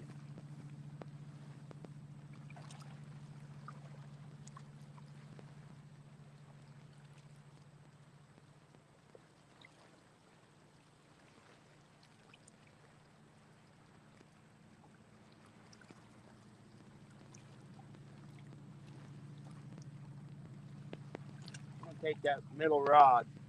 I'm going to reel it up. I'm going to freshen that bait up. And I'm just going to barely pitch it out there because there's quite a bit of water straight off the side of this dike. Maybe get there she goes. Starting to get frisky.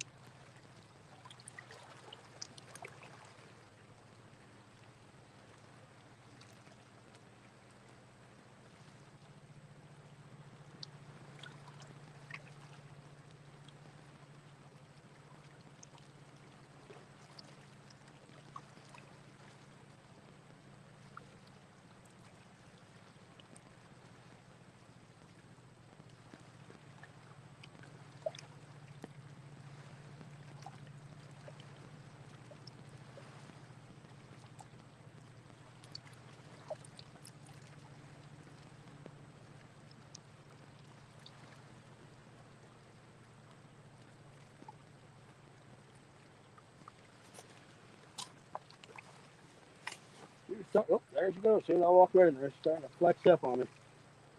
But not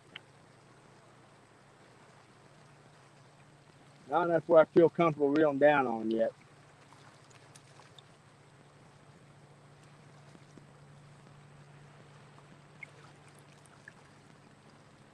Nope, that and the inside rod's getting bumped again.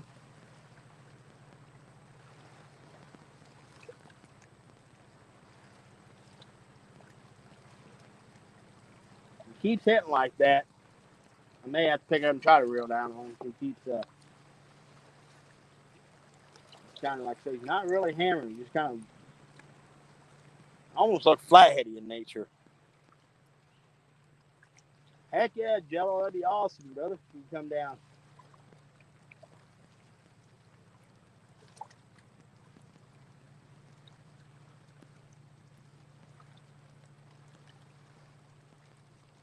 Yeah, this winter we're all planning another trip to. We'll do another big live stream at Baldwin again this winter.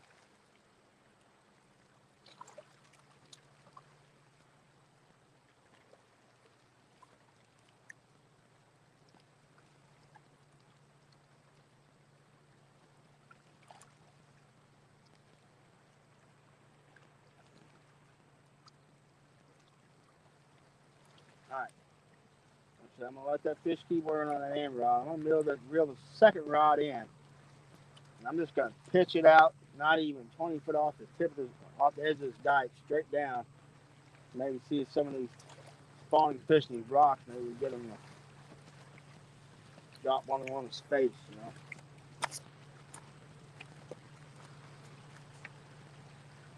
Again. I'll keep an eye on him while I'm out here.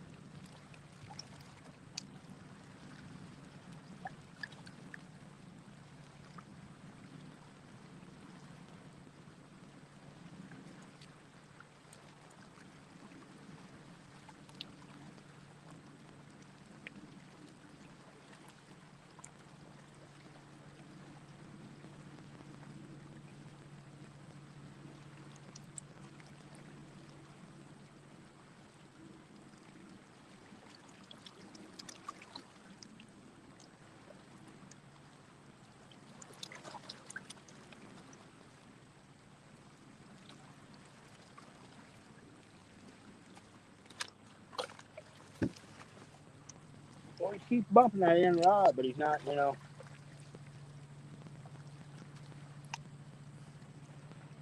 Hey, what's going on, Laura? Hey, what's going on, Brian? What's up, buddy?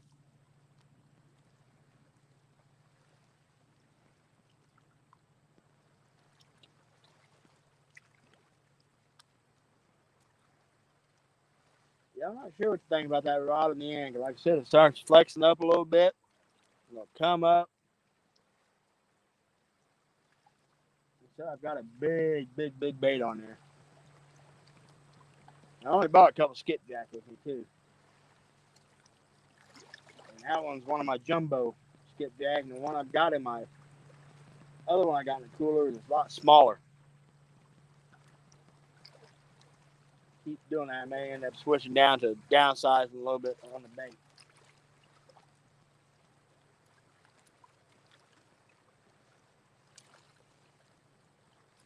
We'll see what happens with this rod. I threw right off the edge of this dike. A lot of times these wing dikes too. These fish will come around the corner of them dikes and come up like with this water flowing high like this, and they'll just swim right along the base. And there's all kinds of holes and stuff, and nooks and crannies they can get into. Then if they get to push a bait fish, they can push it right up against that wall of that dike.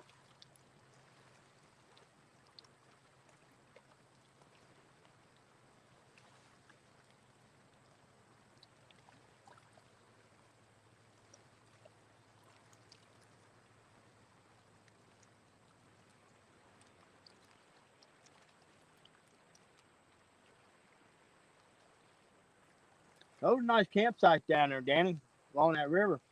Nice and flat. I mean, it's a windy, curvy son of a gun getting back there. But yeah, the campground itself, it's really nice.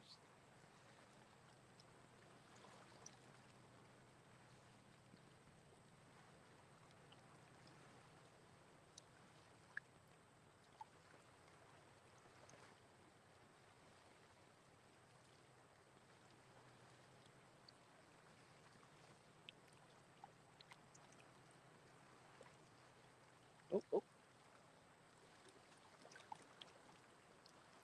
There it is. Sucker's bumping that rod again.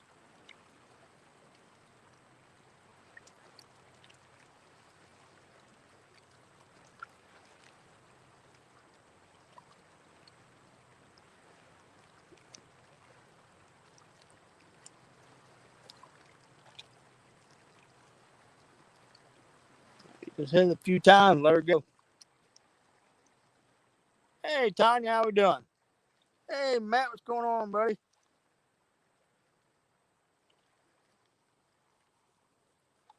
Yeah, Matt, this is definitely one of my favorite spots too. But this sucker needs to drop another quite a bit, about another 12 to 13 feet. I need the river to drop so I can get out on the tip of this dike out here. So like I said, it goes out about 60 yards that way, then a dog legs that way, another 100 yards out that way. What's going on, Kelly? So,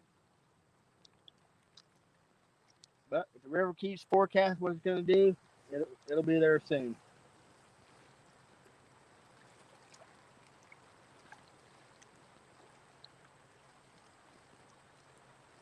So I don't know if I'll be here for the Saturday night show because it's going to be dropping pretty.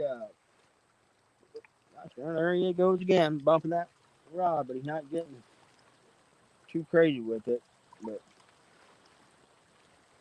But so I don't know if I'll be here for Saturday night show, or I'm like I said, I may get the kayak out and try fishing up against this damn lock wall. Try spinning some baits.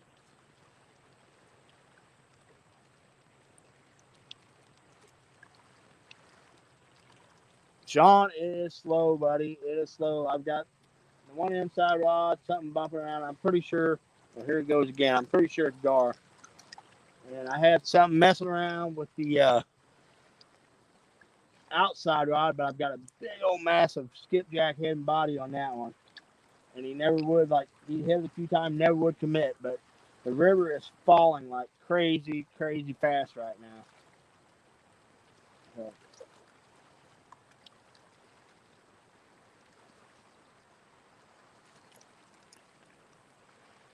yeah, this thing has, hey, Michelle, how we doing?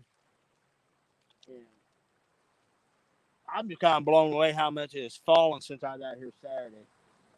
Like, right where I'm sitting, there's probably 4 or 5 foot of water over the spot I'm sitting in right now.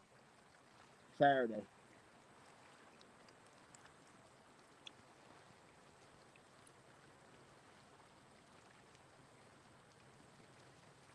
All right. I think I'm going to reel that in rod in because it's been, well, we'll give it just a little bit longer.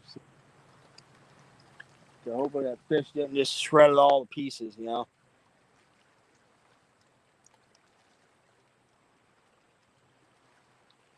Tanya, these are the Muddy River rod holders. These things are the cat's meow. All I got to do is find a little wedge in the rock, stick them down there and wedge in that rock. And the way these things are designed, I mean, you can just pile drive down on them. They're not going to go anywhere. And then, like, if you do get on a muddy bank, they're freaking awesome.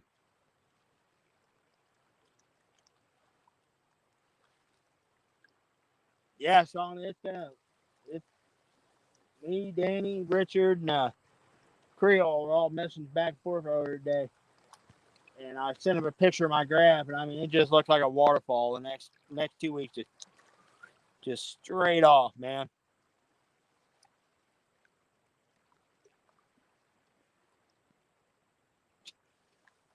Ain't that bad, Brian?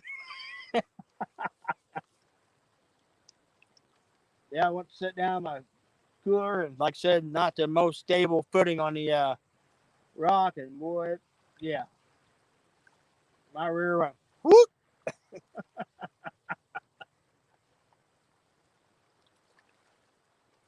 That's one of the joys of fishing these dikes. You're gonna get some bumps and bruises fishing these things. I've taken a bunch of spills with these things over the years.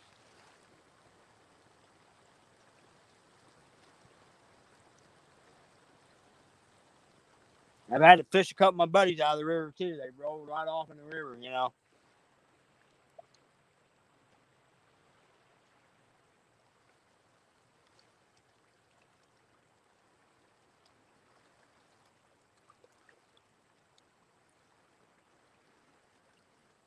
All right, I'm gonna pull that in rod in. We're gonna go check it and then get a fresh bait on it.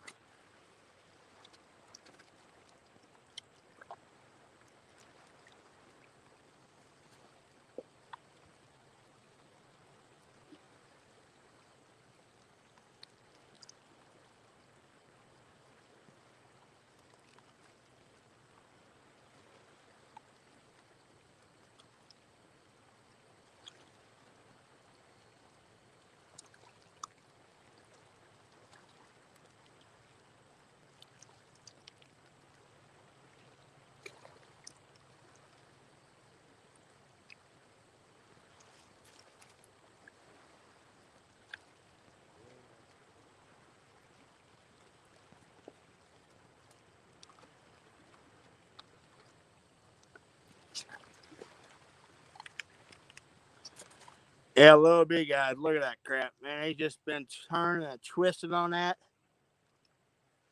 Gets a fresh, bait on.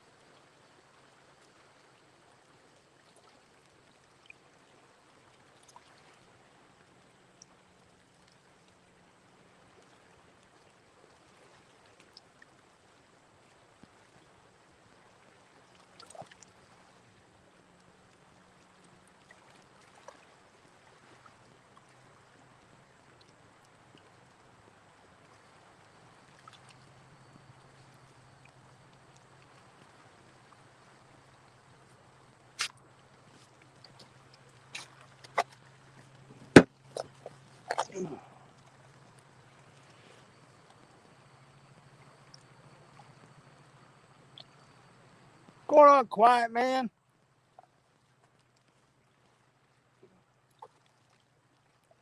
A little while I'll fire a light up here. Hey, what's going on, Stan?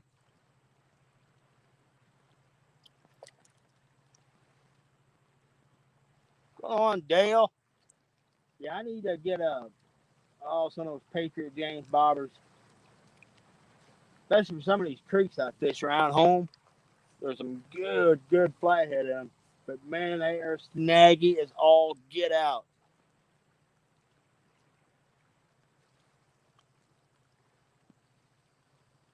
Yeah, that freaking hydro web, it's like 6 or 7 pounds, my net is. Big old freaking heavy thing. But you can put half the elephant in the thing.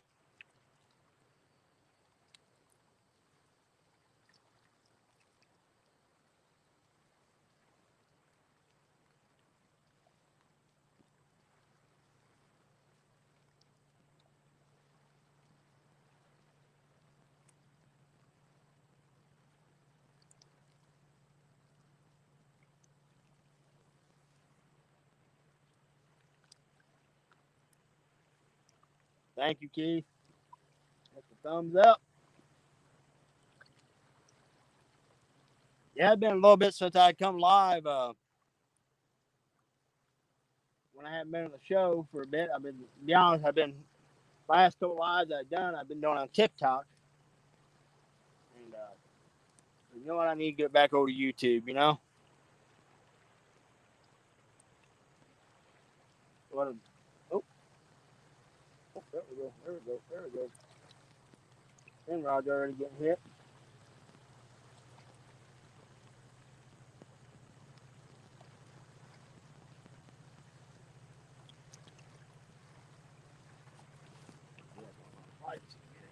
Set up.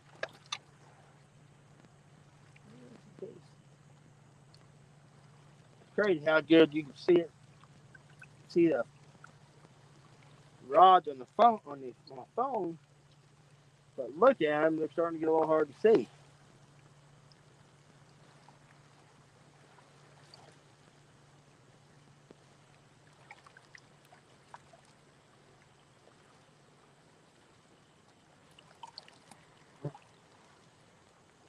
Let there be light.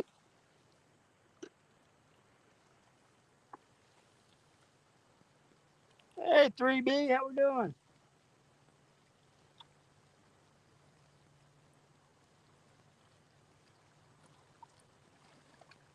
Well, something just steadily working on that end rod down. I just threw that bait out.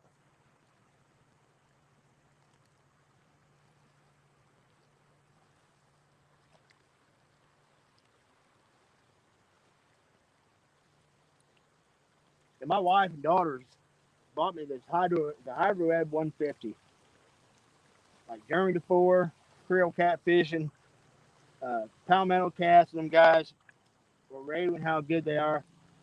And I'm gonna tell you what, these things, I mean, they're massive. I mean, they're freaking huge. But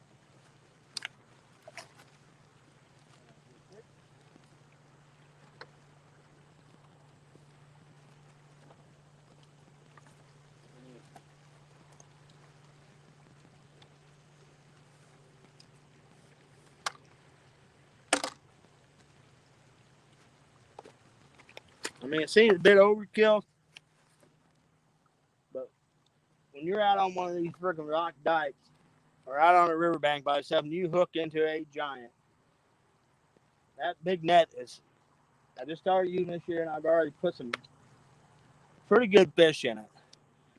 And it's been great. I can just lay that great big net out there and just pull the fish right on top of it and just pick it right up. It's been great. Yeah, like I said, I love this Hydro Web. I mean, it's a bit awkward to carry through the brush and everything, but it's saved my bacon a couple times already this year. And I'll be honest, for years I never used a net.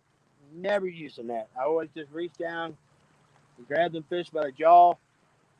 And honestly, it cost me a few fish.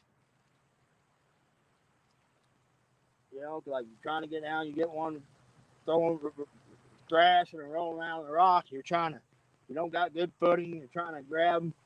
I've had a few of them bust me off and pull off. You know, trying to spent too long trying to land them.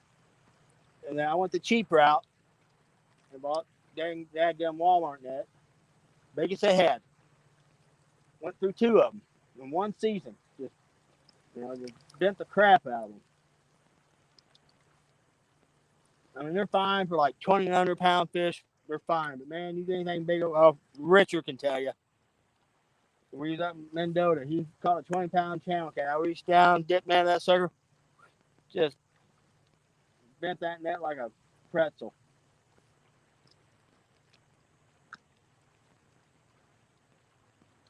Richard, that's actually what I do. I put some of that stuff in there. I got a big carabiner clip in my backpack, like my tripod, and some of my stuff does go in the net, and it gets hooked to me, and I walk out.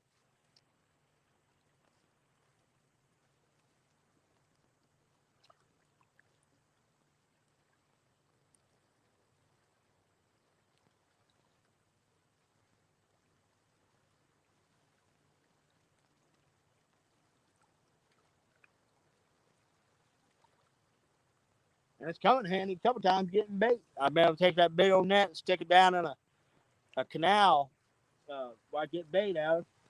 There was too much brush to throw my throwing out. I just stuck it down and started throwing rocks up the creek. And heck, they were picking up. I had a couple carp in it.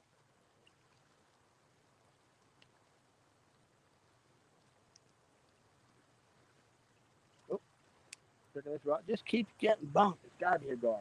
Got to be.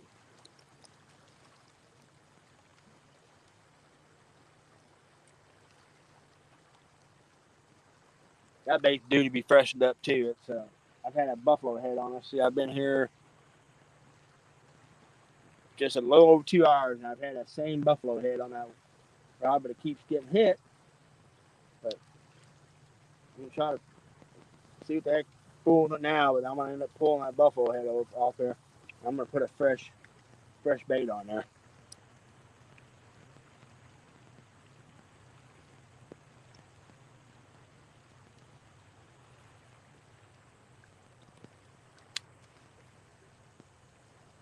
There's been a lot of good flatheads being caught lately from a few guys I've been talking to around this neck of the woods.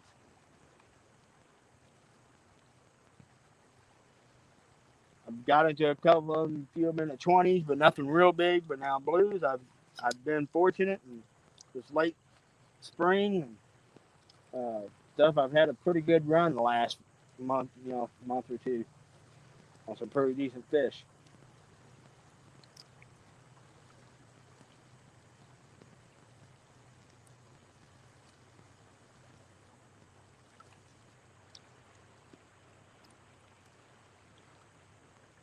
Whisker Dreams, how we doing?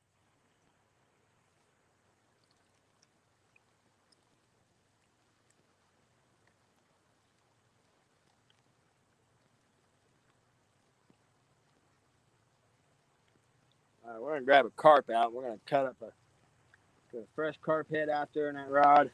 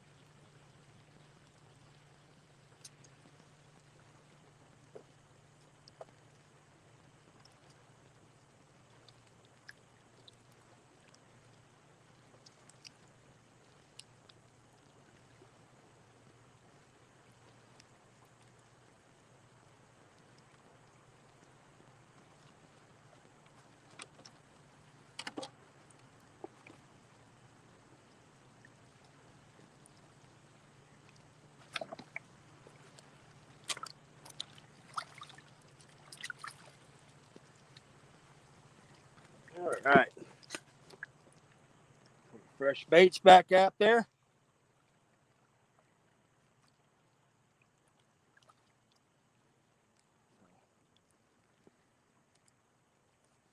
Fresh bait helps spice things up a bit. Got that one mill rod straight down off the side of the dock. I don't know how long I'll leave it there though. Might try to get it back to the flat after starting getting dark. But I've had the mad cats out there, the big bait, and I'm getting hit, but it's just all dink bait bites so far.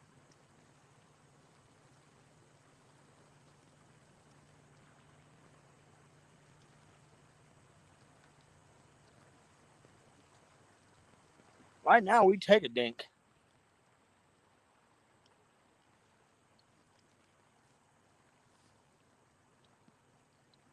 All right, I got to find my scooter spray. My ankle's up.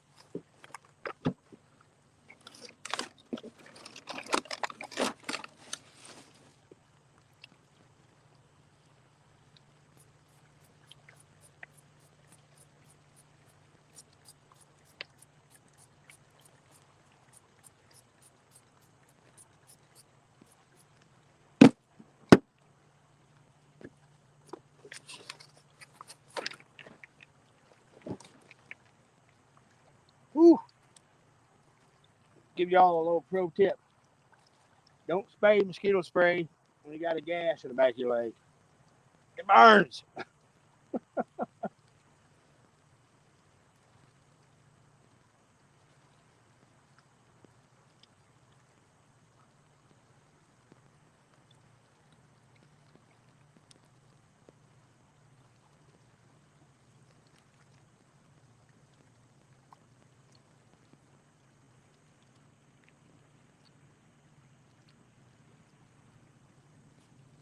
And you know, I'm not like especially when I'm river fishing, I'm targeting bigger fish. I'm not a fan of like prepared baits, but I have come out on these dikes with like a dip bait and just absolutely freaking when I went and get some eater fish, just absolutely lit the blue cats up on like a dip bait.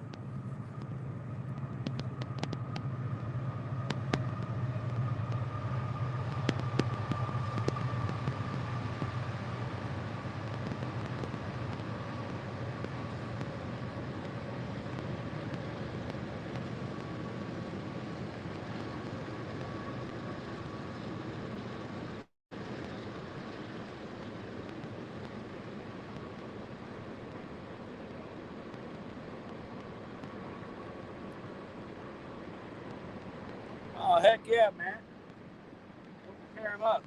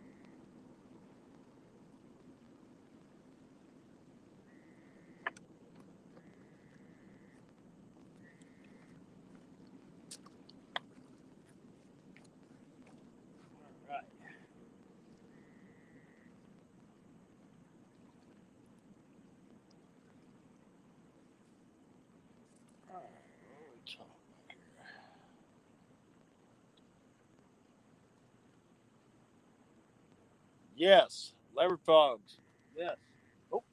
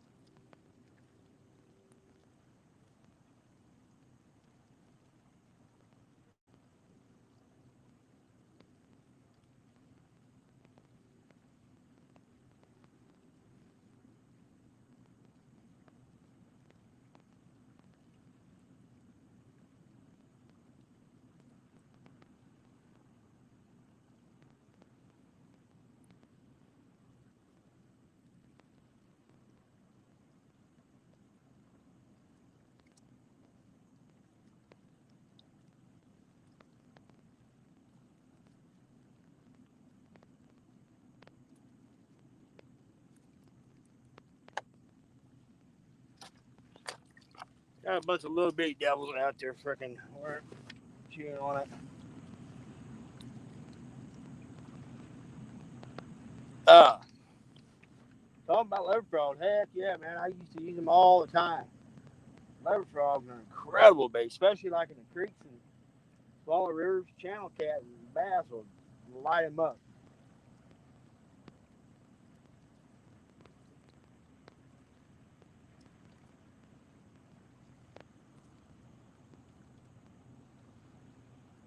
Yeah, red horse sucker, that's another amazing bait. I can get into them. I just got to work for them. The creeks around me, I got a lot of them in the creeks around me. I just got to work. I can get them in a throw net sometime, but man, you will tear up a throw net in a hurry. But, or if I have time, I'll go after them with like red worms. Light action rod and usually get on them.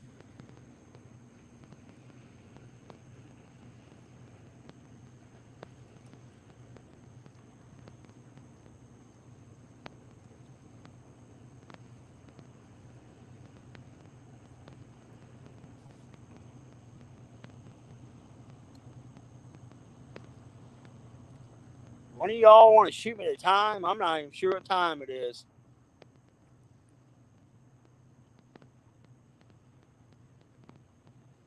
Yeah, suckers know in the bay. I mean, the bigger ones are actually, if you debone them or grind them up, make caviar, they're really good eating.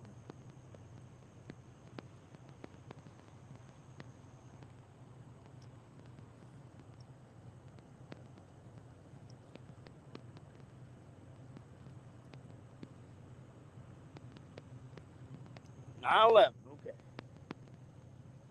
Uh, in the wintertime, we got these creeks around here, like they're like gin clear anyway. They're rock gravel bottom. We'll let it get good and cold. There we go. There we go. There we go. Come on, air down.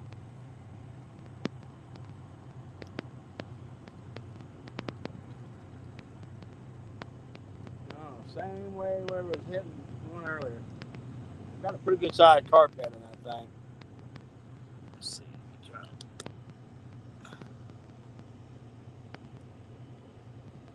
Oh, plug a battery in here. Sure that's gonna happen.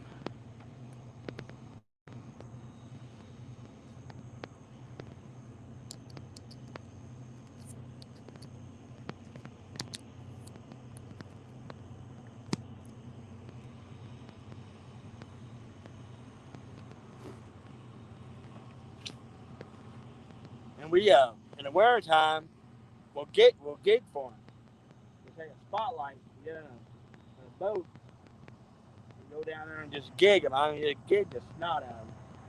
But a lot of locals around here though, they pickle them, or like I said, they'll grind them up and make patties out of them, like salmon patties out of them.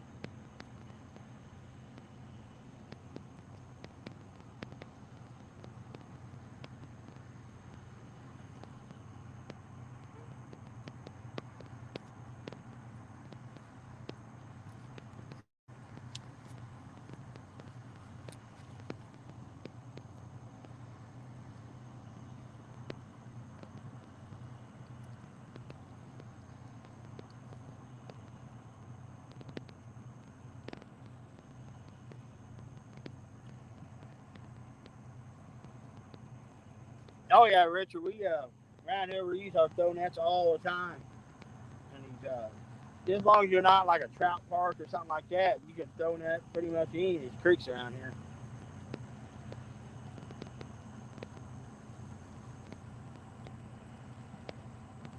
Yeah, a lot of times I'll grab a pair of wading shoes and a fish basket and a throw net, and I'll take off wading up creeks, and I'll just start hitting holes in them suckers and try to get a few of them. Or else, if I'm going after bass or floating a creek, I'll catch what they call them stone roller minnow. They look almost just like a sucker, but they get up to about max size about 6-7 inches long. And man, you put them things under a bobber and float down creek in a kayak. Oh my gosh, it is a blast. You'll catch channel cat, flathead, bass, drum. You'll catch all kinds of stuff. You'll have more dang fish than usually on a float. You don't know what to do with.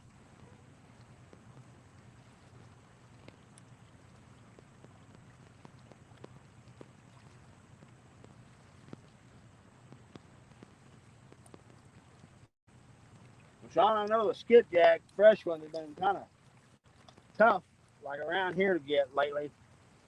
I know a few guys I talked to, like Kentucky Dam, they're getting them, but they're not the real big ones, you know.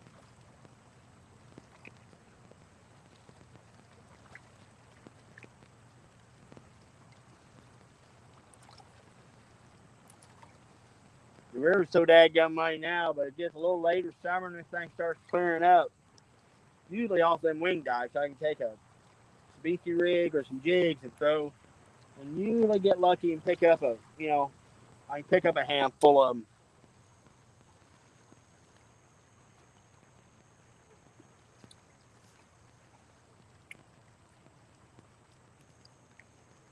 Moon knife when I want to get my hand on. I know a spot down by the Kaskaskies. There's been a barge there for the longest time. And I'm gonna make a trip down there for long and with a bobber and some wax worms, see if I can't pick a few of them out of there.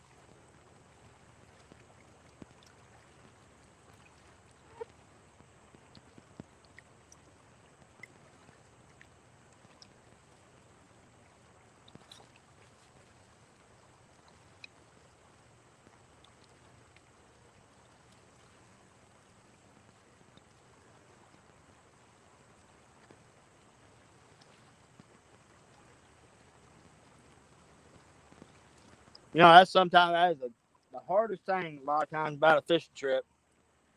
It's just trying to get quality bait sometimes. Sometimes you'll get lucky and boom, you can nail it off there. And someday, man, you'll spend hours just to get a handful of really good baits, you know.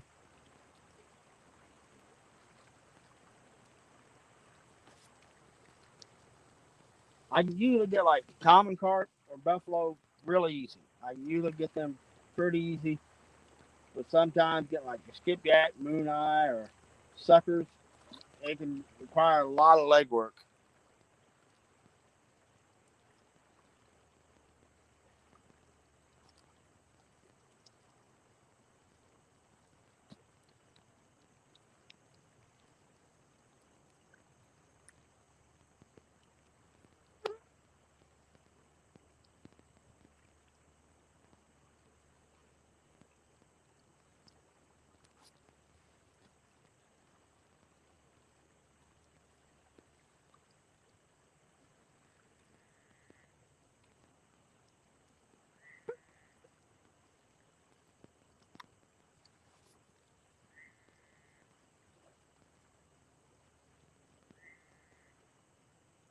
Little dang moths are like crazy tonight.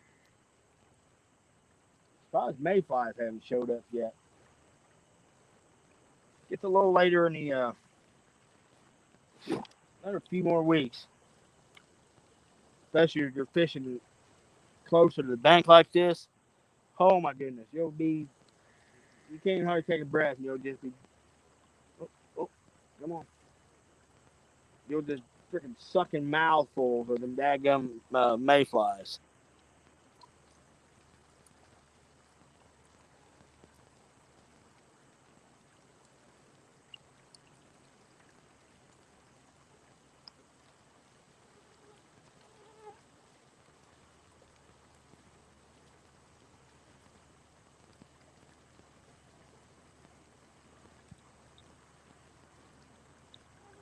Well, I'm getting dink bites on like 2 different rods, but there's nothing substantial.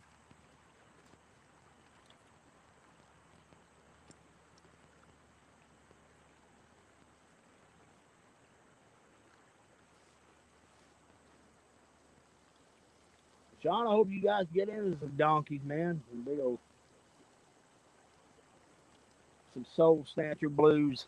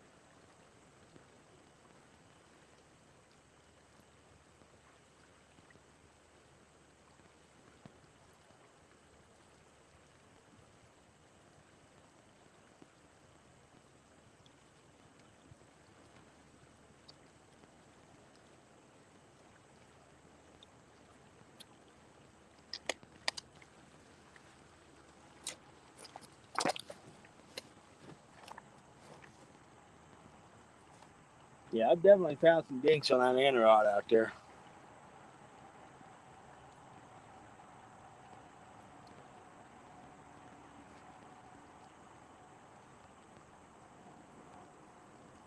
Man, I got a local lake there. We've got some real nice channel cat in. I need to run over there one day and go fool them things. I guarantee they're probably a big rock um, dam. It's full of big riprap. I guarantee they're probably all over that riprap right now. Anglerville.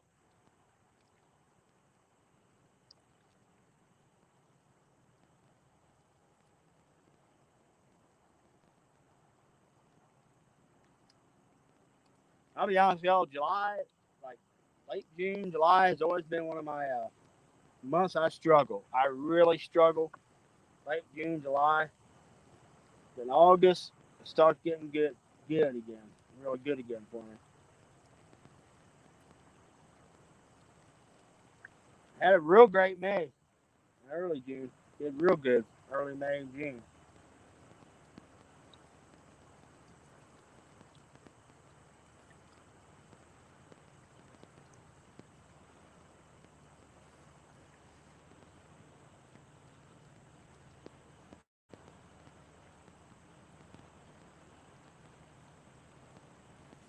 Jody, you're in the right spot, girl.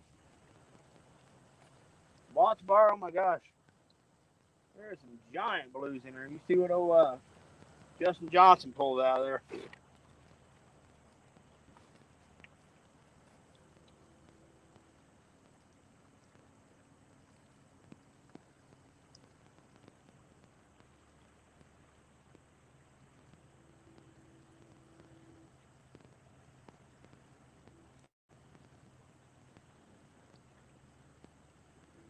Well, you know, I love them big flatheads, but man, I don't know. Like God, I love me a big old fat blue cat though. Small blues and medium-sized blues, just some of the prettiest fish. But man, once they get big, they just ugly. I can identify as that.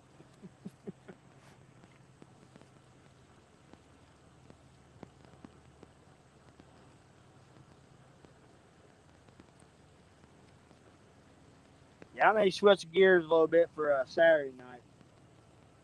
Uh, might give this spot a week or two, let the river drop some more. Let it slow down and drop anyway.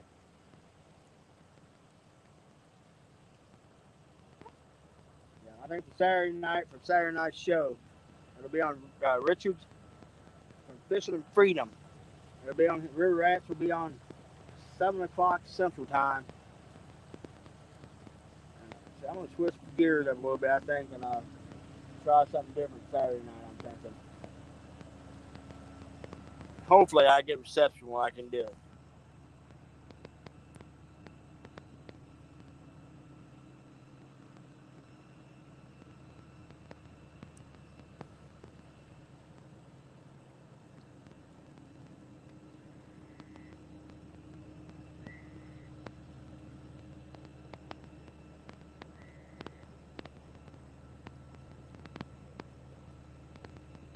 One thing about the blues too, you definitely got. He just keeps hitting that rod, but he won't commit. There he goes. More aggressive. Um, you got a better chance of catching a triple-digit fish with blue cat, and I think that's one of the big things I like about them. So close to that, you know, magic triple-digit number. That's one of the reasons I keep targeting these big suckers, you know.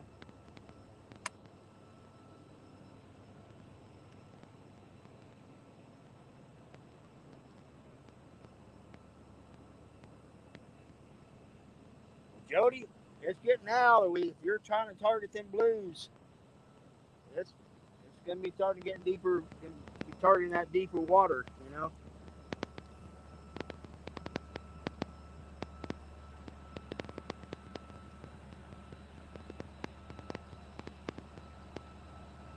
Except at night, they'll move up. You know, like even here in the river, they'll move up into shallow, not shallow water at night, but usually during the daylight or even throughout the night. It seems like I do better in deeper water during the summer months.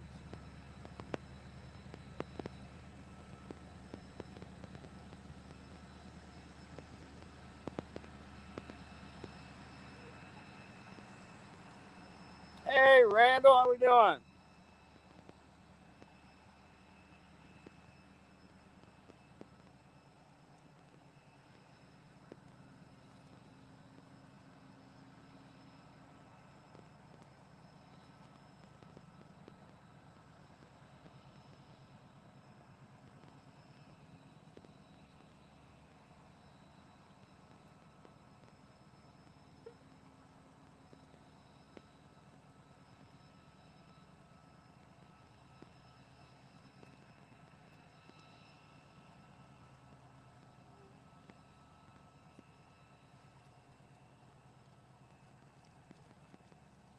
Well, folks, we're going to give it about another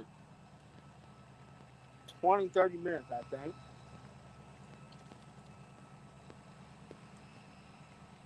If it's Friday night or something, I just keep on fishing. So I got to get up around 3:30 in the morning, and by the time I get home and everything, get a shower and everything, it'll still be close to 1 o'clock, so I get 12:30, 1 o'clock, so I get to bed.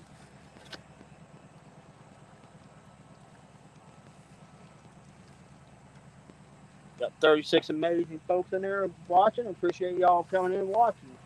It's been a slow night.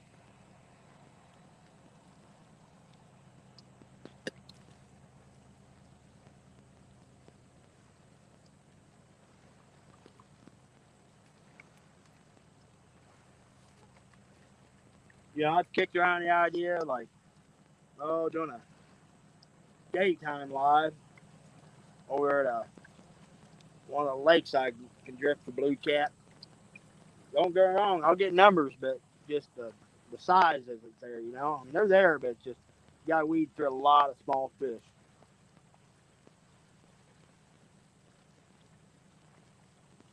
Might save that one for TikTok. Y'all like to see big fish.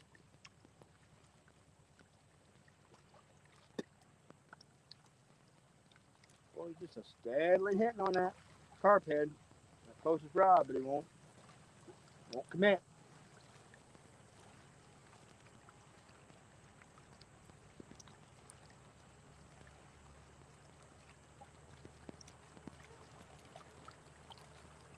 Well, I appreciate it, Roger. Flying the big screen, these dang balls, freaking balls fight look like freaking jet fighters.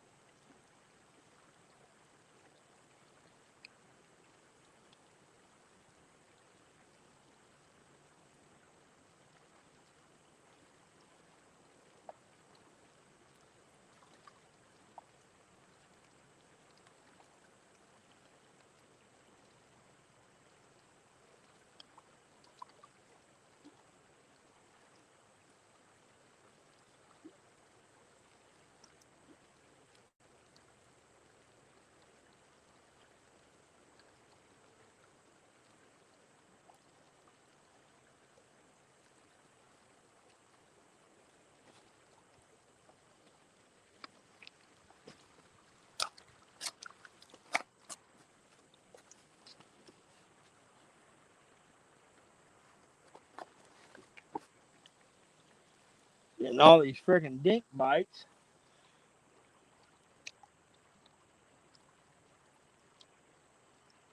Should have freaking bought me a spinning rod along with some like little 3/0, 4/0 hooks. Put a little piece of bait on there. Probably could have wore them old dudes out.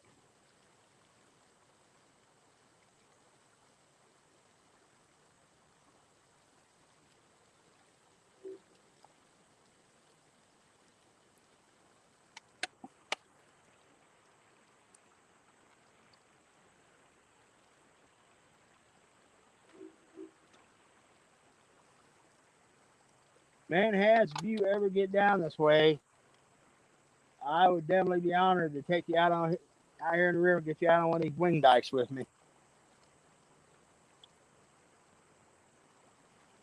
Better bring your mountain climbing shoes though, especially when this thing gets low. Gotta slide down them and climb back up them.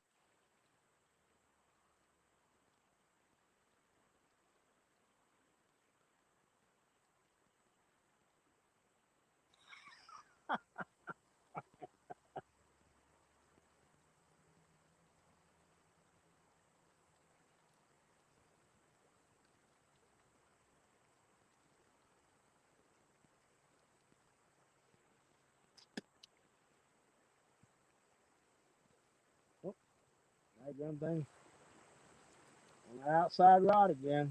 There's little dink hits. Probably them little about 10, 12 inch blue cat.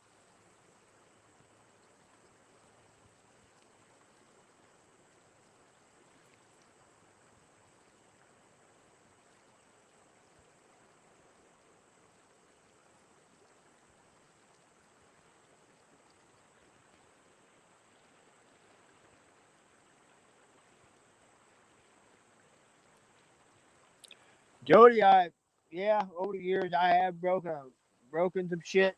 Yeah, cause it's like I said, it's sketchy. It's really sketchy. Like right where I'm sitting, I walk off the big dike. I've got a block of timber. I've got to walk probably quarter mile to a block of timber, cross some railroad tracks, down a real steep embankment into another block of timber, and then I get to where I'm parked.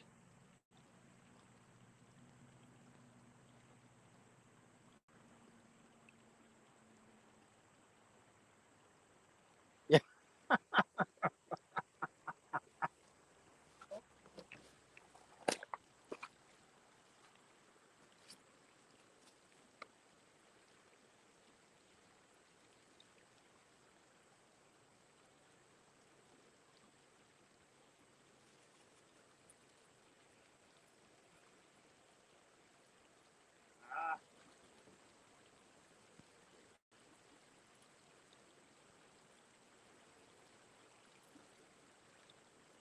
for sure. There's the guard.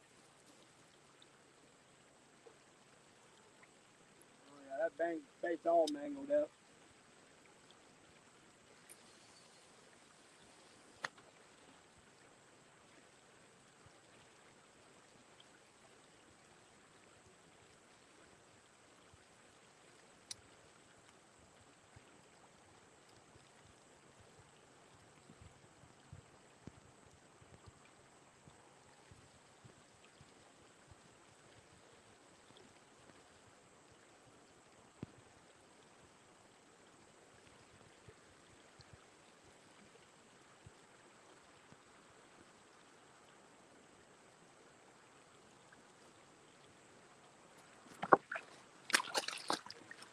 Yeah, I've definitely broken my fair share of gear. And broke an index finger out here one time when I wiped out.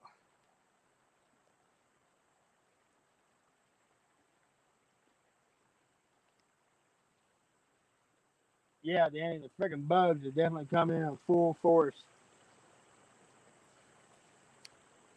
I'm gonna turn this camera and see if we can show you guys how bad they are around the. Look at them around the light right there. And we got mosquitoes to boot.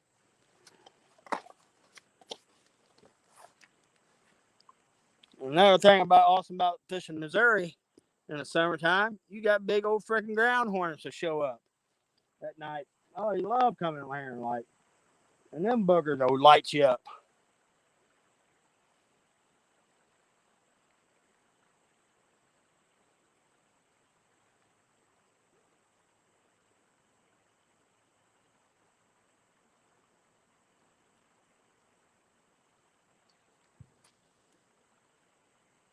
And these dikes, these wing dikes like this, especially when you're near the base, something like this, they are freaking loaded with water snakes. I mean, just snakes everywhere. But I mean, they're just harmless old brown water snakes. I mean, Haz would love it out here because all these snakes, he would love it.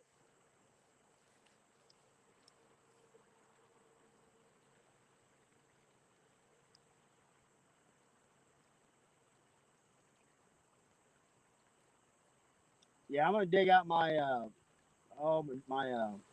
God damn, trying to think my thermocell.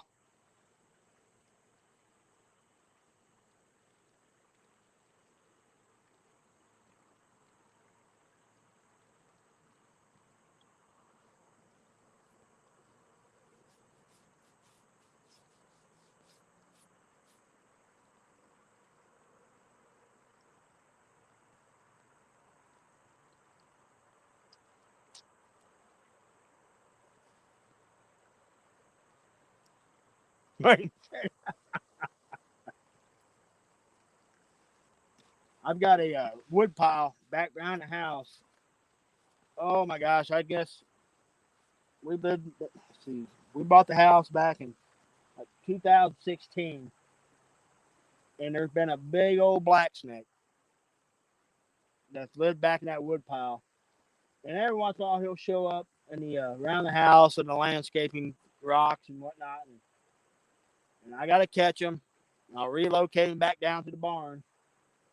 And he's probably, oh my gosh, he's probably going on over 6 feet now.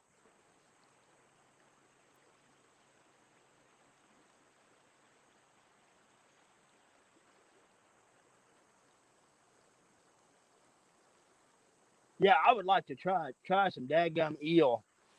We got eel, but I don't ever catch them hardly in the main river around where I'm at. But man, I know them suckers would work. Like the only time I get into, if I'm fishing a backwater or something off the river, I'll get into eel. You know.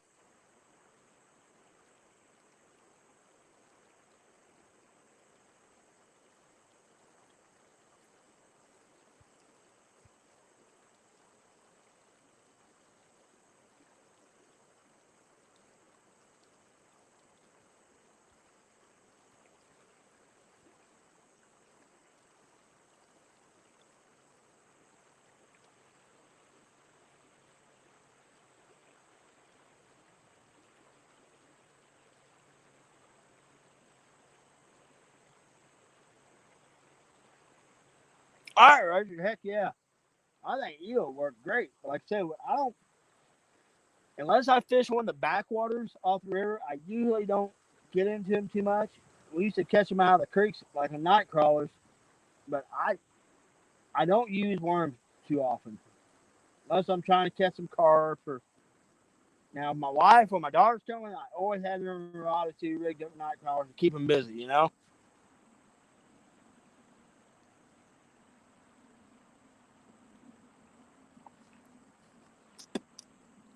Yeah, them energy drinks will mess you up, Sean, boy. I got a freaking kidney stone, which the type of work I do, man, I'm on call all the time. I work some 16 plus hour shifts on a pretty regular basis. And man, I used to slam those monsters, those 5-hour energy drinks, the bangs. I mean, just one right after another, you know? And I ended up getting a kidney stone, and holy crap, y'all. Man, you ain't ever had a kidney stone? Whoo! It was hell. It was right when we was leaving. It was the night we was leaving to go to Mendota. I got up, man. I started feeling just, oh my God, ungodly pain that morning. I went to work.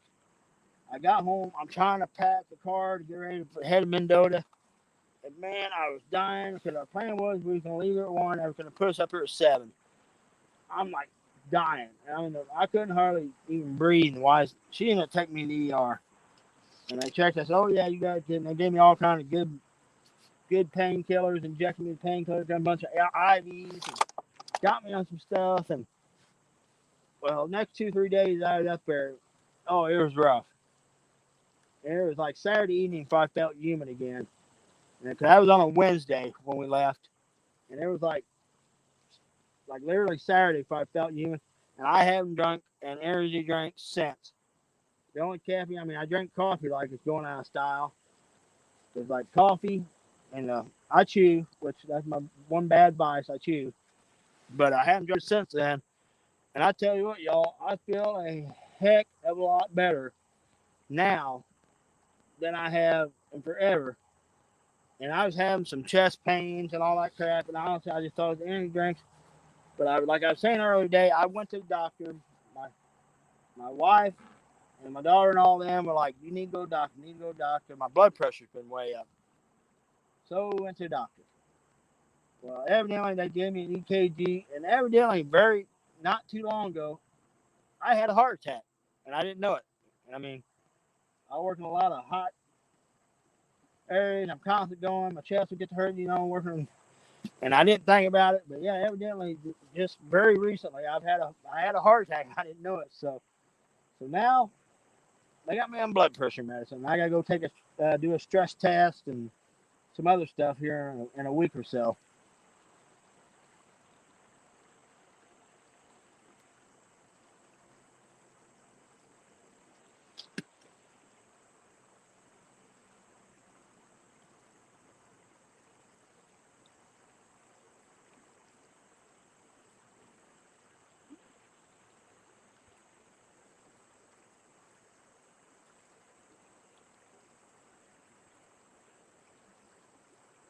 There it is. Came bumping that inside rod again.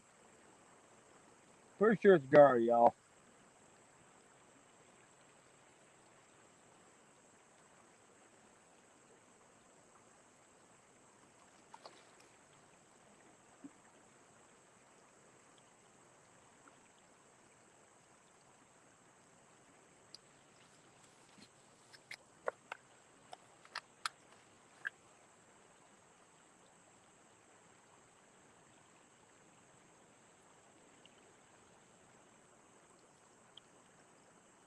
Yeah, dang and those eels, boy, they can deliver a nasty bite too. I've pulled them out of there before and tried to get a hold of them. I've had one chomp down on my finger before.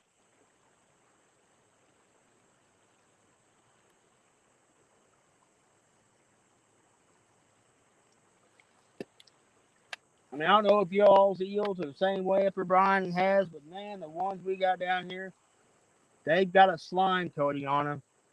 I mean, it is like freaking super glue. You get that crap on your hands, you can't hardly get, like, you close your hand, you can't hardly get your hand open.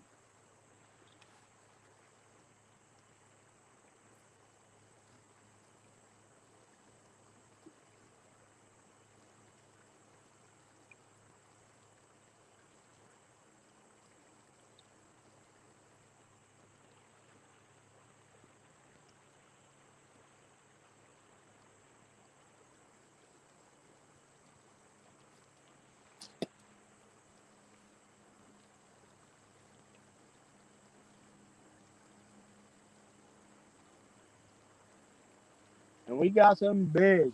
I mean, every once in a while you'll catch some eels around here. I mean, there's some big ones, man. I mean, they'll be 4 or 5 foot long. Big old eel every once in a while you'll get a hold of them.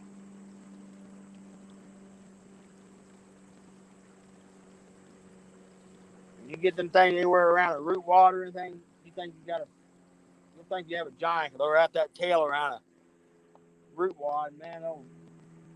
You just got to lay the pressure on them, just basically wear them out to where they'll let go.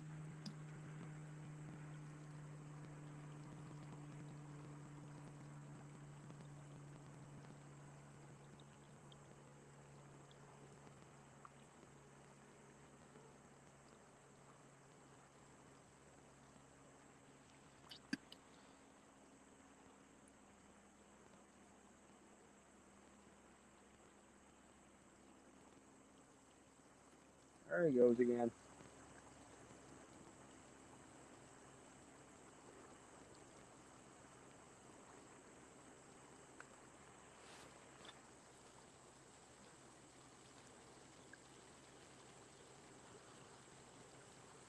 Yeah, our local St. Louis Zoo has an alligator snapper. Oh my gosh, that thing! I mean, it's massive.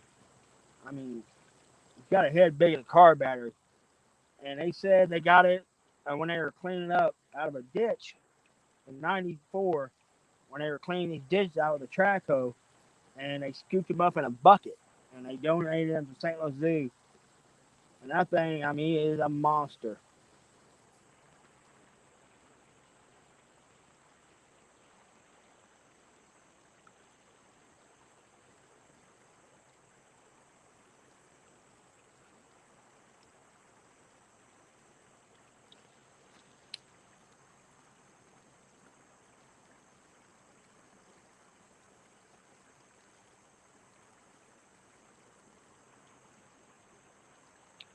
Hey, David, how we doing, buddy?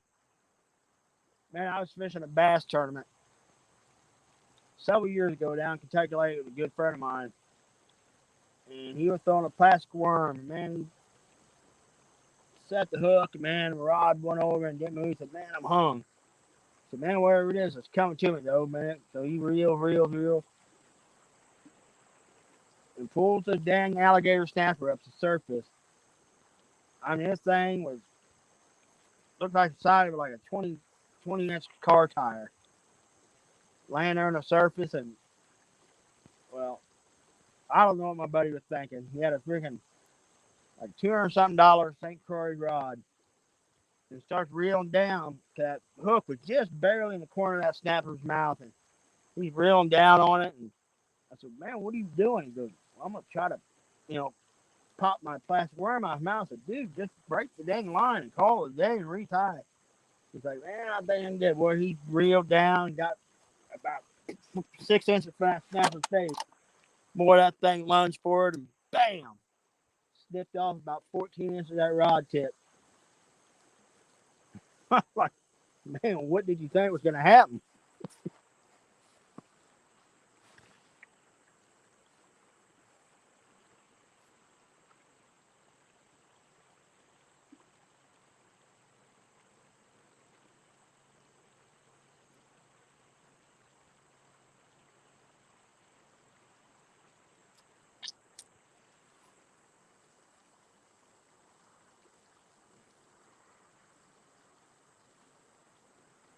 And there was another time years ago when the belly boats were real popular. If you guys don't know what a belly boat is, like an inner tube that had like a camera in it with like a deal you can sit in, and you have fins, you can paddle yourself around the lake and fish. And well, I had one of those, and I was fishing a local lake on the red ear bluegill spawn.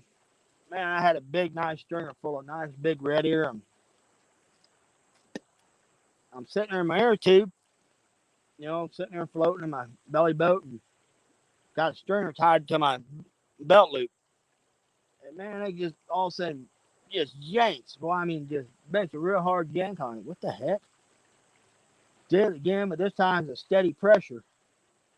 I grabbed that stringer, and there was a common snap turtle, but man, it was a big old giant common snap turtle. Had to hold that last bluegill. Was trying to get that sucker off the stringer, and man, that thing was clawing me, and boy, I yanked real hard and ripped that fish off there, and needless to say, I relocated.